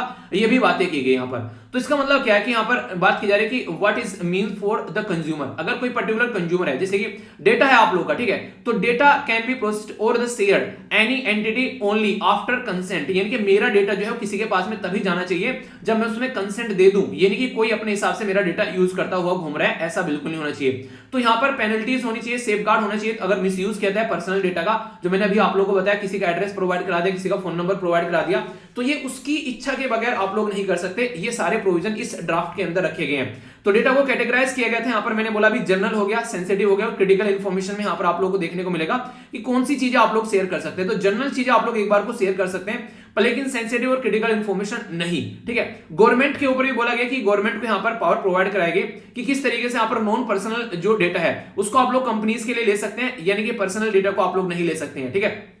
इसी के साथ में जो भी यहाँ पर आज के में अगर बात करें जो फाइनेंशियल जो एक तरीके से जो बिल वगैरह ट्रांजैक्शन आप लोग होते हैं, तो यहाँ पर अगर बात की तो बात की जा रही है कि एक तरीके से मैंडेट होना चाहिए कि ऑल जो भी यहाँ पर फाइनेंशियल और जो क्रिटिकल डेटा है, ठीक है, वो स्टोर किए जाएं। तो इसके चलते हमारी कंट्री में जो आरबीआई है उसने बोला कि हमारे देश का जो डेटा है वो बाहर नहीं जाना चाहिए, जो भी ऐप है वो सारा डेटा हमारे देश में स्टोर करके रखेगा। ये बातें यहाँ पर निकल कर आई। सेंसिटिव डेटा के बारे में बात की, स्टोर करना चाहिए, ठीक है, एक तरीके प्रोसेस करना चाहिए। अगर यहाँ पर तो कंसेंट होना चाहिए अगर आउटसाइड लेकर जाना है, ठीक है। तो ये एक तरीके से समझ रहे हैं यहाँ पर हर लेवल पर कुछ ना कुछ इसने प्रतिबंध लगा दिया है कि इंसान का डेटा जो है उसके हिसाब से यहाँ पर यूज करना चाहिए। सोशल मीडिया के बारे में बात करें, ठीक है, तो यहाँ पर एक तरीके से इसके बारे में बात की जा रही है कि एक सोशल मीडिया जो है फिल्म जो है, ठीक है, तो वॉलंटरी वेरिफिकेशन प्रोसेस उनसे यूजर से लेना चाहिए, अगर कुछ डेटा को लेकर आना चाहिए। शेयरिंग अगर डेटा की यहाँ पर करता हो कोई पाया जाता है तो उसके ऊपर खासकर कंपनीज के ऊपर बहुत बड़े बड़े फाइन यहाँ पर लगाए जाएंगे जो भी सोशल मीडिया हैंडल है, यानी कि शेयर किया जाता है विदाउट कंसेंट। तो यहाँ पर अगर कोई शेयर करता है किसी का डेटा तो फाइन है 15 करोड़ रुपए तक का, या फिर 4% जो ग्लोबल उसका टर्नओवर आता है उस कंपनी का, यानी कि एक इतना लार्ज स्केल का फाइन लगाएगा। अगर कोई जो सोशल मीडिया हैंडल है, फेसबुक हो गया, व्हाट्सएप हो गया, या आप लोग के इंस्टाग्राम हो गया, अगर कोई हरकतें करता हुआ नजर आता है, ठीक है, अगर शेयर करता है बिना कोई कंसेंट के, अगर यहाँ पर डेटा को यहाँ पर बिल है उसको ब्रीच करता है तो 5 करोड़ रुपए का और 2% जो टर्नओवर है उसका फाइन लगता हुआ आप लोगों को नजर आएगा। तो बहुत सारे ऐसे प्रतिबंध यहाँ पर इसके अंदर लगा दिए गए ताकि सिचुएशन को कंट्रोल रखा जा सके और कोई भी यहाँ पर ऐसी हरकतें करता हुआ नजर ना आए जो कि यहाँ पर अलाउ नहीं की गई है। तो इसके बारे में ये पूरा कानून है। आई होप कि आप लोगों के माइंड में क्लैरिटी इसको लेकर आई होगी। ओके, तो ये आप लोग जरूर याद रखिएगा। तो अभी यहाँ पर जो बोला गया कि यहाँ पर जो भी जो पार्लियामेंट्री कमेटी को जो यहाँ पर भेजा गया था उसने यहाँ पर आज की डेट में जो है यहाँ पर उस तरीके से उसके ऊपर काम नहीं किया जिस लिए उसको भेजा गया था, तो उसके बारे में यहाँ पर बात की जा रही है। तो इसके बारे में याद रखिएगा। बाकी ये एक ऐसी स्लाइड है जो मैंने आप लोगों से 2 बार डिस्कस कर चुका हूँ पिछले कुछ दिनों के अंदर में, इसको आप लोग अपने पास में रखिएगा, बहुत इंपॉर्टेंट है। यहाँ पर ये अगर कोई भी प्राइवेसी का हनन करता है तो उसके बारे में सारी बातें यहाँ पर लिखी गई है। 10 पॉइंट है यहाँ पर इंपॉर्टेंट है। आंसर राइटिंग में भी आप लोग सारे के सारे पॉइंट जो है वो यूज कर सकते हैं। यानी कि ऐसा बोला गया था कि प्राइवेसी इंसान इंसान की, ऐसा नहीं है कि वो यहाँ पर अगर कोई प्राइवेट में है वही उसकी प्राइवेसी होगी, अगर कोई पब्लिक लोकेशन पे भी है और वो चाहता है कि यहाँ पर कोई उसको परेशान ना करे, वो अपनी जिंदगी को अपने हिसाब से एंजॉय करना चाहता है, तो वहां पर भी उसकी प्राइवेसी मेंटेन रखनी है, वो यहाँ पर बातें बोलेगी। अगर कोई वॉयलेट कर देते तो डायरेक्ट आप लोग कोर्ट में जा सकते हैं। ये सारी बातें, इवन यूथेनेसिया के बारे में, अबॉर्शन के बारे में यहाँ पर पॉइंट आप लोग के देखने को मिलेंगे। तो राइट टू प्राइवेसी को बेसिकली फंडामेंटल राइट जो बनाया गया था, तो यहाँ पर ऐसा नहीं है कि यहाँ पर आप लोग बेसिकली स्टेट के लिए, इवन नॉन स्टेट अगर यहाँ पर भी है, यानी कि पब्लिक और प्राइवेट दोनों के लिए उसको इंप्लीमेंट करने की बात यहाँ पर की गई, तो ये बातें बोली गई है। तो राइट टू प्राइवेसी एक तरीके से राइट टू जो लाइफ और पर्सनल लिबर्टी का पार्ट यहाँ पर बनाया गया केस पुत्ता स्वामी के केस के बाद में, आर्टिकल 21 के तहत जो आप लोगों को देखने को यहाँ पर मिलता है। तो ये सारे इंपोर्टेंट पॉइंट है, इनके बारे में आप लोग एक मोटा मोटा आइडिया कम से कम आप लोग जरूर रखिएगा। अगर क्वेश्चन पूछ लिया जाए तो आप लोगों को यहाँ पर ये पॉइंट आप लोग यूज कर सकते हैं। मैं तो ये बोलूंगा, इसको मैं शेयर कर दूंगा आप लोगों को जो एसएलवी पीडीएफ है वहां पर भी, ताकि आप लोग इसको आराम से यूज कर सको। ठीक है, कोई दिक्कत आप लोगों को देखने को नहीं मिलनी चाहिए, इसके बारे में आप लोग इसके साथ में अच्छे से कनेक्ट रह सकते हैं। ठीक है, तो ये एक इंपॉर्टेंट आर्टिकल है जो कि आप लोगों को पता होना चाहिए इसके बारे में। आगे चलते हैं, यहाँ पर आज की डेट में आप लोगों को देखने को मिलेगा हमारी कंट्री में इकोनॉमिकली वीकर सेक्शन के बारे में बात की जा रही है। इकोनॉमिकली जो वीकर सेक्शन है उसको हमारी कंट्री में अभी रिसेंटली क्या किया गया, 10% का रिजर्वेशन दिया गया, जिसकी वजह से ये न्यूज में था। पहले तो ये बता दूं कि रिजर्वेशन कौन कौन सी कैटेगरी में आप लोगों को देखने को मिलता है। शेड्यूल जो कास्ट शेड्यूल जो ट्राइब है वहां पर 7.5 आप लोगों को देखने को मिलेगा। एससी है जो यहाँ पर 15%, ओबीसी जो है 27% और इकोनॉमिकली वीकर सेक्शन के लिए 10% का रिजर्वेशन आप लोगों को यहाँ पर देखने को मिलता है। तो ये इंपॉर्टेंट कम से कम आप लोग याद रखिएगा, क्वेश्चन बन जाए तो टोटल 59.50% आप लोगों को रिजर्वेशन देखने को मिलता है। ये जो हमारी कंट्री में रिजर्वेशन दिया गया, ये हमारी कंट्री में एक अमेंडमेंट किया गया जो कि 103वां कॉन्स्टिट्यूशन अमेंडमेंट था, और आर्टिकल 15 और आर्टिकल 16 के अंदर यहां पर चेंज किया गया, जिसके चलते इकोनॉमिकली वीकर सेक्शन को यहां पर कोटा दिया गया। तो इसके चलते इकोनॉमिकली जो वीकर सेक्शन है, यानी कि जो गरीब तबका है सोसाइटी का, उनको या अगर वो एजुकेशन में जाना चाहता है कहीं, ठीक है, या फिर जॉब लेना चाहता है, तो उसमें वहां पर इनको ये रिजर्वेशन प्रोवाइड करा दिया जाएगा। तो अभी यहां पर 8 लाख की जो लिमिट थी उसके ऊपर सुप्रीम कोर्ट ने क्वेश्चन पूछा कि यार ये तो बता दो, एक पर्टिकुलर पर्सन कोई बिहार का है, कोई पर्टिकुलर पर्सन कोई गोवा का है, दोनों के लिए आप लोगों ने 8 लाख लिमिट रख दी है, जबकि उनकी इनकम में बहुत बड़ा डिफरेंस नजर आएगा। तो इसके चलते यहाँ पर जो है कोर्ट के द्वारा जो पूछा गया था, तो सुप्रीम कोर्ट में यहाँ पर गवर्नमेंट के द्वारा जो बातें बोली गई वो चीजें अब एक्सेप्ट कर ली है। अब यहाँ पर आगे चल के चाहे कोई नीट का एग्जाम हो रहा है, चाहे कोई भी हो रहा है, जहां पर काउंसिल वगैरह रुकी पड़ी थी, वो आगे कंटिन्यू यहाँ पर चल पाएगी। तो ये बातें यहाँ पर बोली जा रही है। तो अभी जो कोटा यहाँ पर दिया जा रहा है, तो उसको आगे लेकर चलने की बात की जा रही है। जो रोक यहाँ पर लगा दी गई थी, अब वो रोक जो है वो यहाँ पर कहीं ना कहीं आप लोग बोल सकते हैं हट रही है, और प्रॉपर वे में यहाँ पर आप लोगों को ये चीजें आगे बढ़ती हुई नजर आएंगी आगे आने वाले टाइम में। अगर पूछ ले कोई आप लोगों से कि इसका फायदा क्या है, तो बोला गया था कि एड्रेस करेगा इनइक्वालिटी को। अगर यहाँ पर जो लोग जिनको रिजर्वेशन मिल रहा है, वो तो सबको रिजर्वेशन मिल रहा है, एससी ओबीसी एसटी सबको, पर लेकिन ऐसा तबका सोसाइटी का जो कि किसी भी रिजर्वेशन के अंदर नहीं आता है और गरीब तबका है काफी ज्यादा सोसाइटी का, तो उसके लिए रिजर्वेशन प्रोवाइड यहाँ पर कराया जाएगा। ठीक है, तो इकोनॉमिकली जो बैकवर्डनेस है उसको यहाँ पर काउंट किया जाएगा। इसी के साथ में कॉन्स्टिट्यूशनल रिकॉग्निशन आप लोगों को देखने को मिलेगी यहाँ पर, और रिड्यूस किया जाएगा को कास्ट बेस्ड डिस्क्रिमिनेशन है उसको। तो ये बातें यहाँ पर बोली गई है। ठीक है, तो ये सारी जरूरी है यहाँ पर, कहीं ना कहीं अगर सोसाइटी को इक्वल सोसाइटी बनाना है तो यहाँ पर सारी चीजें देखने को मिलेगी। पर कंसर्न क्या निकल के आया था, कोर्ट के द्वारा भी बोला गया कि यार डेटा तो आप लोगों के पास में है नहीं प्रॉपर में, किस बेस पर आप लोग यहाँ पर ये बातें बोल रहे हैं। ठीक है, तो आप लोगों के पास में डेटा होना चाहिए जो कि यहाँ पर इस चीज को बैक करे। ठीक है, रिजर्वेशन को ब्रीच किया जा रहा था, यहाँ पर इंदिरा साहनी का केस था, यहाँ पर ये एक जजमेंट था 1992 का कि 50% से ज्यादा रिजर्वेशन नहीं होना चाहिए, पर लेकिन आप लोगों ने वो आंकड़ा भी क्रॉस कर दिया, ये तो 59% हो गया यहाँ पर रिजर्वेशन। तो ये भी दिक्कत की बात यहाँ पर देखने को मिली थी। इसी के साथ में आर्बिट्रेरी क्राइटेरिया रख दिया गया। मैंने बोला ना अभी यहाँ पर सैलरी के बारे में, अगर कोई पर्टिकुलर पर्सन एक अलग राज्य का अलग है, तो यहाँ पर बिहार में तो सबको रिजर्वेशन मिल जाएगा, गोवा में किसी को रिजर्वेशन मिलेगा ही नहीं, तो ये बातें बोलेगी। तो बोला ये गया था कि रिजर्वेशन से थोड़ा ऊपर उठकर बातें करो, क्वालिटी ऑफ एजुकेशन को इंप्रूव करो, ताकि लोगों को इन सब चीजों की जरूरत ना पड़े और लोग जो है वो जॉब सीकर न बनकर जॉब गिवर बने। इसके ऊपर भी बात की गई यहाँ पर। जैसे मैंने बोला था ना, यहाँ पर दो तरीके से आप लोग इसको देख सकते हैं। एक तो ये बोल दिया कि जॉब सीकर न बनकर जॉब गिवर हो, यानी कि लोगों को आप लोग जॉब दो, जॉब लेने का काम मत करो। दूसरा यहाँ पर ये बोला जा रहा है कि गवर्नमेंट अपने ऊपर रेस्पॉन्सिबिलिटी छोड़कर लोगों के ऊपर डाल दे रेस्पॉन्सिबिलिटी, अपना आप भी जॉब लो और दूसरों को भी जॉब दो। तो दोनों ही तरीके हैं देखने के, किसी भी तरीके से आप लोग इसको काउंट कर सकते हैं। तो ये इंपॉर्टेंट मुद्दा है जिसको आप लोग समझ सकते हैं। ठीक है, तो कोई भी कंफ्यूजन आप लोगों को इसको लेकर नहीं होना चाहिए। बेसिक इन्फॉर्मेशन है, माइंड में क्लैरिटी रहेगी तो आप लोग इसको याद भी रख पाओगे। तो ये था पूरा आर्टिकल। आई होप कि आप लोग के माइंड में इसको लेकर क्लैरिटी आई होगी। तो अगर कंफ्यूजन हो तो बताना जरूर, ताकि चीजों को क्लियर किया जा सके। यहाँ पर केरला के अंदर क्या चल रहा है, वहां पर गवर्नर को लेकर एक तरीके से केरला के अंदर क्या है, तो आप लोगों को दिल्ली के अंदर देख लो, ठीक है, वेस्ट बंगाल के अंदर देख लो, जहां पर सेंट्रल गवर्नमेंट कोई और होती है, स्टेट गवर्नमेंट कोई और होती है, वहां पर दोनों के बीच में रस्साकसी चलती है। तो ये जो आर्टिकल मैं आप लोगों से डिस्कस करने वाला हूं, ये बेसिकली स्टेट के एडमिनिस्ट्रेशन के बारे में मैं आप लोगों से बात करूंगा। ठीक है, तो यहाँ पर स्टेट लेजिस्लेचर के बारे में आप लोगों से क्वेश्चन पूछा जा सकता है। तो आर्टिकल 153 से लेके 167 तक जब पार्ट 4 के अंदर आप लोग जाएंगे, तो कॉन्स्टिट्यूशन के साथ में यहाँ पर डील करता है स्टेट एग्जीक्यूटिव। तो स्टेट एग्जीक्यूटिव आप लोगों को यहाँ पर देखने को मिलेगा पार्ट 6 के अंदर में, ठीक है। तो ये इंपॉर्टेंट पॉइंट है, ये आप लोगों को पता होना चाहिए। जब स्टेट एग्जीक्यूटिव की मैं बात करता हूँ, यानी कि स्टेट के अंदर जो पूरा सिस्टम है वो कौन कौन काम करते हैं, तो सबसे टॉप पर होता है गवर्नर, सब सारे काम गवर्नर के नाम पे किए जाते हैं। दूसरे नंबर पर आता है चीफ मिनिस्टर, फिर आता है काउंसिल ऑफ मिनिस्टर, ठीक है, और इसी के साथ में आता है एडवोकेट जनरल। जैसे सेंटर पर अटॉर्नी जनरल होता है ना, ऐसे यहाँ पर एडवोकेट जनरल होता है। तो ये इंपॉर्टेंट जो पोस्ट होती है हमारे देश में, ये स्टेट गवर्नमेंट का पूरा एडमिनिस्ट्रेशन संभालती है, ठीक है। अगर बात करें यहाँ पर हमारी कंट्री में no office of vice governor, यानी कि हमारी कंट्री में जैसे वाइस प्रेसिडेंट है ना, ऐसे हमारी कंट्री में वाइस गवर्नर नहीं होता है स्टेट में। तो ये एक हमारी कंट्री में बेसिकली अलग तरीके से पैटर्न को देखा गया। यहाँ पर हमारी कंट्री में वाइस गवर्नर नहीं होता है, जैसे वाइस प्रेसिडेंट होता है। तो सेंटर और स्टेट में आप लोगों को यहाँ पर अगर कमी की बात करें तो वाइस गवर्नर की पोस्ट जो है वो आप लोगों को खाली मिलेगी, यानी कि ऐसी कोई पोस्ट है ही नहीं है। क्योंकि यहाँ पर एक तरीके से बात करें, वहां पर उनके लिए इलेक्शन होते हैं प्रॉपर वे में, पर लेकिन यहाँ पर गवर्नर के लिए भी इलेक्शन नहीं होते हैं। तो इसलिए यहाँ पर समझ सकते हैं कि यहाँ पर इसको अलग तरीके से ट्रीट किया गया है। एक बैलेंस बनाने के लिए पोस्ट रखी गई है गवर्नर की। गवर्नर जो है वो chief executive head of the state होते हैं, यानी कि कोई भी काम अगर किया जाएगा स्टेट के अंदर में तो जो ठप्पा लगेगा वो गवर्नर के नाम का लगेगा, क्योंकि गवर्नर के नाम से यहाँ पर ये सारे काम किए जा रहे हैं। तो गवर्नर के ऊपर यहाँ पर ये सारी चीजें आप लोग को देखने को मिलेगी, ठीक है। तो एक तो ये इंपॉर्टेंट पॉइंट आप लोग यहाँ पर याद रखिएगा, ठीक है। जैसे प्रेसिडेंट के नाम पर होते हैं ना, सेंट्रल गवर्नमेंट सारे काम करती है, यहाँ पर सारे काम गवर्नर के नाम पर होते हैं। गवर्नर जो होता है यहाँ पर एक नॉमिनल एग्जीक्यूटिव हेड होता है, यानी कि एक तरीके से एक नॉमिनेटेड पर्सन होता है जो कि सेंट्रल गवर्नमेंट नॉमिनेटेड करती है। तो यहाँ पर जो गवर्नर को आप लोगों को देखने को मिलेगा, कई बार सेंटर का एजेंट बोला जाता है, यानी कि सेंटर का नुमाइंदा, क्योंकि सेंट्रल के गवर्नमेंट के हिसाब से काम करता हुआ नजर आता है। हमारी कंट्री में एक संविधान में संशोधन किया गया था, जिसको 7वां संशोधन आप लोग बोलते हैं। ये 1956 में किया गया। इस संशोधन के तौर पर यह बोला गया कि 2 या फिर 2 से ज्यादा जो स्टेट है, यानी कि एक गवर्नर बन सकता है 2 स्टेट का या फिर उससे ज्यादा स्टेट का भी, और एक स्टेट का तो गवर्नर होना जरूरी है। यानी कि अगर हमारी कंट्री में 28 राज्य हैं तो एटलीस्ट आप लोगों को यहाँ पर हर एक राज्य का कोई ना कोई गवर्नर देखने को मिलेगा, या फिर एक गवर्नर के पास में 2 राज्य भी हो सकते हैं या 2 से ज्यादा राज्य भी हो सकते हैं। तो ये बातें यहाँ पर बोली गई। तो ये एक काफी इंपॉर्टेंट मुद्दा है। यहाँ पर हमारी कंट्री में जो गवर्नर है वो ना तो डायरेक्ट इलेक्टेड है और ना ही यहाँ पर इनडायरेक्टली इलेक्टेड है। जैसे नहीं एक डायरेक्ट इलेक्शन होते हैं, इनडायरेक्ट इलेक्शन होते हैं, तो यहाँ पर इनडायरेक्ट इलेक्शन जैसे राज्यसभा के इलेक्शन आप लोगों को नॉर्मली देखने को मिल जाते हैं, ठीक है।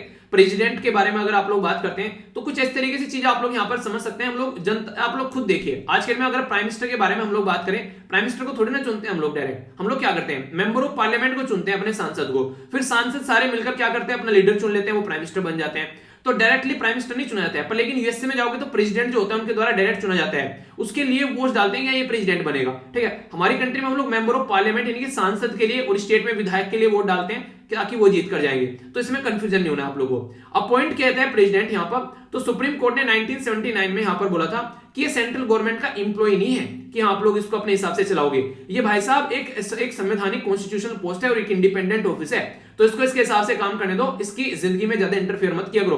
तो ऐसी बातें कोर्ट के द्वारा भी ऑलरेडी बोली गई है, पर लेकिन कोर्ट भी यही बोलता है कि मेरी बातें सुनते ही नहीं यार, कई बार इग्नोर कर देते हैं, गलत बात है, ठीक है। तो यहाँ पर इंडिपेंडेंट कॉन्स्टिट्यूशनल ऑफिस है यहाँ पर, जो कि हमारे संविधान में इसके बारे में आप लोगों को चीजें देखने को मिलेगी।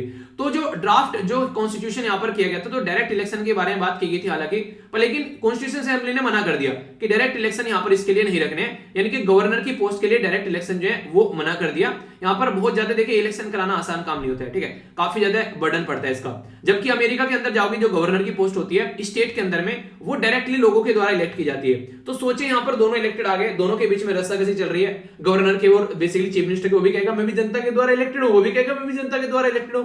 तो एक वो नहीं हो कि दोनों के बीच में रस्साकसी कस गई, तो वो वाली चीज देखने को मिलेगी। कनाडा का मॉडल हम लोगों ने अडॉप्ट किया। कनाडा में हमारे देश में अगर बोले गवर्नर के बारे में, तो गवर्नर जो प्रोविंस के अंदर देखने को मिलता है, तो गवर्नर जनरल जो थे वो उसको बेसिकली अपॉइंट क्या करते थे हमारे देश में। तो यहाँ पर ये ऐसा ही कॉन्सेप्ट हम लोगों ने, जो हमारी कॉन्स्टिट्यूशन असेंबली थी जिसने संविधान बनाया, उसने भी ऐसे ही कर लिया कि भाई साहब गवर्नर को ना अपॉइंटेड ही रखते हैं। गवर्नर को ऐसा नहीं करते कि गवर्नर को आप लोग वो करोगे कि हाँ इलेक्टेड गवर्नर रखोगे, ठीक है।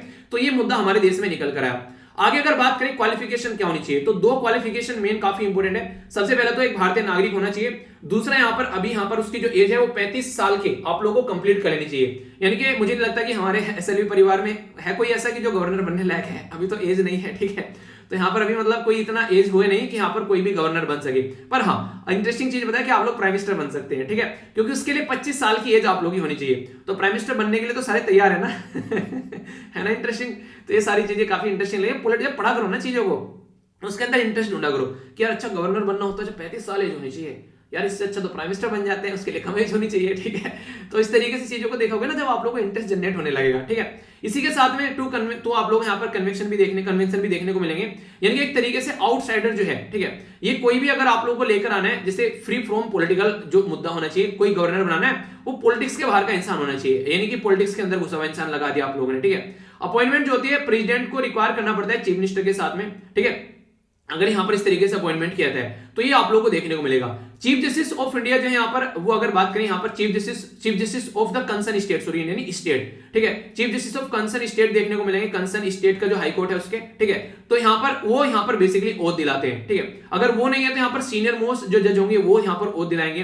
5 साल के लिए नॉर्मली यहाँ पर एंटर किया जाता है ऑफिस के अंदर में, और ये ऑफिस में जो रहते हैं ये प्लेजर ऑफ प्रेसिडेंट बोलते हैं, प्रेसिडेंट की इच्छा के यहाँ पर रहेंगे। प्रेसिडेंट की इच्छा का मतलब प्रेसिडेंट नहीं होता है, ये बेसिकली सेंट्रल गवर्नमेंट की इच्छा यहाँ पर हो जाती है, प्रेसिडेंट तो नाम के लिए लिख दिया जाता है। या फिर अगर इनको रेजिग्नेशन देना है, गवर्नर को लग रहा है कि यार मेरे ऊपर तो ज्यादा ही प्रेशर डाल दिया, इतना तो मैंने सोचा भी नहीं था, सोचा था मजे लेंगे जिंदगी के चलकर, पर लेकिन मजा लेने नहीं दिया किसी ने, तो ये भी भाई साहब अपना खुद का रेजिग्नेशन देकर निकल सकते हैं। सुप्रीम कोर्ट जो है वो यहाँ पर बेसिकली बोलता है pleasure of president is not justifiable, इनके इसको जस्टिफाई भी नहीं किया जाता कि प्लेजर ऑफ प्रेसिडेंट क्या है, इसलिए सेंट्रल गवर्नमेंट क्या अपनी मनमानी कई बार चला लेती है इसके ऊपर, तो ये भी दिक्कतें यहां पर देखने को मिलती है। अब ये काफी इंपॉर्टेंट पॉइंट मैं आप लोगों को बताने वाला हूं, जिसके ऊपर कंट्रोवर्सी रहती है और कई बार क्वेश्चन भी बन जाते हैं। जो यहां पर अगर गवर्नर को किसी ने कोई बिल सेंड किया, ठीक है, तो गवर्नर उसके ऊपर क्या क्या स्टेप उठा सकते हैं, तो 4 स्टेप उठा सकते हैं। पहला तो यहां पर गवर्नर जो है वो बिल को एसेंट दे सकता है, इनके एक तरीके से एसेंट दे दिया कि ठीक है बिल सही है, भाई साहब ठप्पा लगा दिया इस पे, उन्हें कहते हैं 3 डेट में ठप्पा लगा लो, ठप्पा, ठीक है। वो कहता है जब स्टार्टिंग में रैगिंग हो रही होती है तो ठप्पा लगा दिया, तो ठप्पा लग गया, तो फिर यहाँ पर ये जो बिल है ये बेसिकली एक्ट बन गया, कहानी खत्म। दूसरा हो गया उसको विदहोल्ड करके रख लिया, ठीक है, यानी withhold his assent to the bill, तो यानी कि एक तरीके से उसको असेंट ही नहीं दी। तीसरा उसको रिटर्न कर दिया, रिटर्न ये कर सकता है ओनली नॉर्मल बिल को, मनी बिल को रिटर्न नहीं करेगा। तो ये इंपॉर्टेंट मुद्दा है, क्योंकि मनी बिल मैटर का पानी जो पैसों का मैटर होता है, क्या पता कहां पर क्या रिक्वायरमेंट चल रही है, तो पैसों के मामले में ज्यादातर गवर्नमेंट को पावर दे रखी है, यहां पर ये याद रखिएगा, ठीक है। पर लेकिन अगर यहां पर आप लोग समझ सकते हैं जो रिटर्न कर दिया है नॉर्मल बिल को, वो बिल जो है फिर से अगर वहां पर उनके द्वारा पास कराकर फिर से यहां पर लेकर आए, ठीक है, तो गवर्नर जो है फिर उसका एसेट देना ही देना पड़ता है, फिर वो कुछ नहीं कर पाएगा, ठीक है। यानी कि उसने रिटर्न कर दिया, वो फिर से उसको ठीक कर उसके पास में लाया, फिर ठीक नहीं किया, तो फिर उनको फिर से उसके ऊपर रोकने की कोई उसकी क्षमता रहती नहीं है, ठीक है। यानी कि पावर ये है कि विदहोल्ड करके रख ले तो चल जाएगा। अब ये वाली पावर जो है ये प्रेसिडेंट के हाथ में भी नहीं होती है, जो यहाँ पर गवर्नर के पास में एक्स्ट्रा पावर होती है, क्या कि बिल को रिजर्व कर लेना प्रेसिडेंट के लिए। यानी कि सेंट्रल गवर्नमेंट को अगर कुछ ऐसा लगता है कि स्टेट गवर्नमेंट जो है अपने पैजामे से बाहर जा रही है, अपने दायरे से बाहर जा रही है, तो स्टेट गवर्नमेंट जो भी बिल यहां पर पास किया जाएगा उनके द्वारा, तो वो रख लिया जाता है गवर्नर के द्वारा प्रेसिडेंट को दिखाने के लिए, यानी कि सेंट्रल गवर्नमेंट को दिखाने के लिए कि सही है या फिर गलत है। तो कई बार ऐसे मुद्दे आप लोगों को दिल्ली के अंदर देखने को मिलते हैं, जिसके अंदर दिल्ली गवर्नमेंट जो है वो चिल्लाती रहती है कि हमको काम नहीं करने देती सेंट्रल गवर्नमेंट, तो ये इशू आप लोग यहां पर समझ सकते हैं। गवर्नर जो है वो बात की जा रही है, governor can also reserve the bill, ठीक है, गवर्नर किस पर्टिकुलर बिल को रिजर्व कर सकते हैं, जो आखिरी पॉइंट है। तो इसमें अगर आप लोगों से कोई पूछ ले तो ये 4 इंपॉर्टेंट पॉइंट आप लोग याद रखिएगा। एक तो ऐसा है कि वो अल्ट्रा वायरस है, यानी कि एक तरीके से यहां पर वो ऐसा है कि संविधान के हिसाब से नहीं है, ठीक है। दूसरा वो डायरेक्टिव प्रिंसिपल भी स्टेट पॉलिसी के हिसाब से नहीं है, उसको अपोज करें। तीसरा देश के इंटरेस्ट में नहीं है, कुछ ऐसा कुछ कर रहे हैं। चौथा कंपलसरी जो यहां पर एक्वाइजिशन ऑफ द प्रॉपर्टी अंदर आर्टिकल जो 31A के तहत यहां पर जो है उसके तहत बात की जा रही है, यानी कि ये आर्टिकल 31A के तहत जो एक्वाइजिशन जो प्रॉपर्टी है उसके तहत यहां पर देखने को मिलेगा, ठीक है। तो उसके साथ में डील करता हूं तो भी यहां पर आएगा। हालांकि अगर बात करें, आप लोगों को पता होगा अब यहां पर 300A के अंदर आप लोगों को चीजें देखने को मिलती है। जैसे अगर प्रॉपर्टी के बारे में बात करें, पहले फंडामेंटल राइट था, फिर इसको फंडामेंटल राइट में से हटा दिया कि लीगल राइट बना दिया।